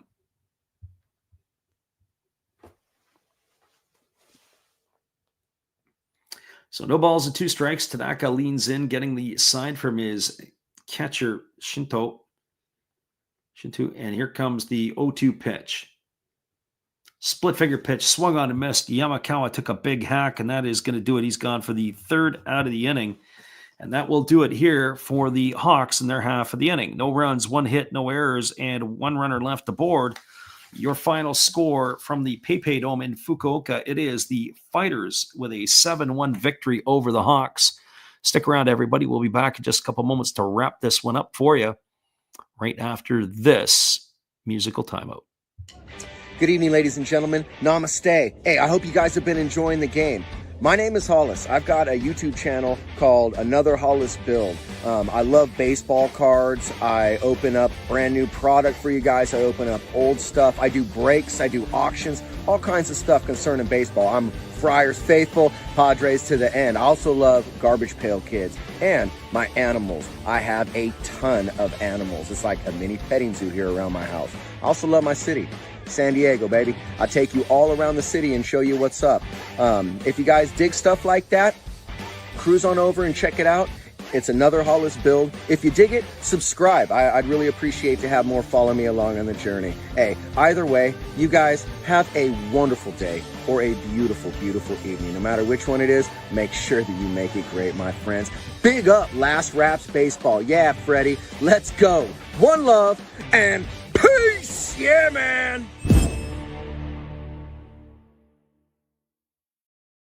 Welcome back, everybody. It is going to be a winner-take-all game. It'll go off in about 26 hours of time, so that will be at 2 a.m. Pacific on Monday morning or 5 a.m. Eastern, as this series is now locked up at 3. Well, we'll give you the recap of this one here. All the runs came in the 4th, the 5th, and the 6th for the Fighters.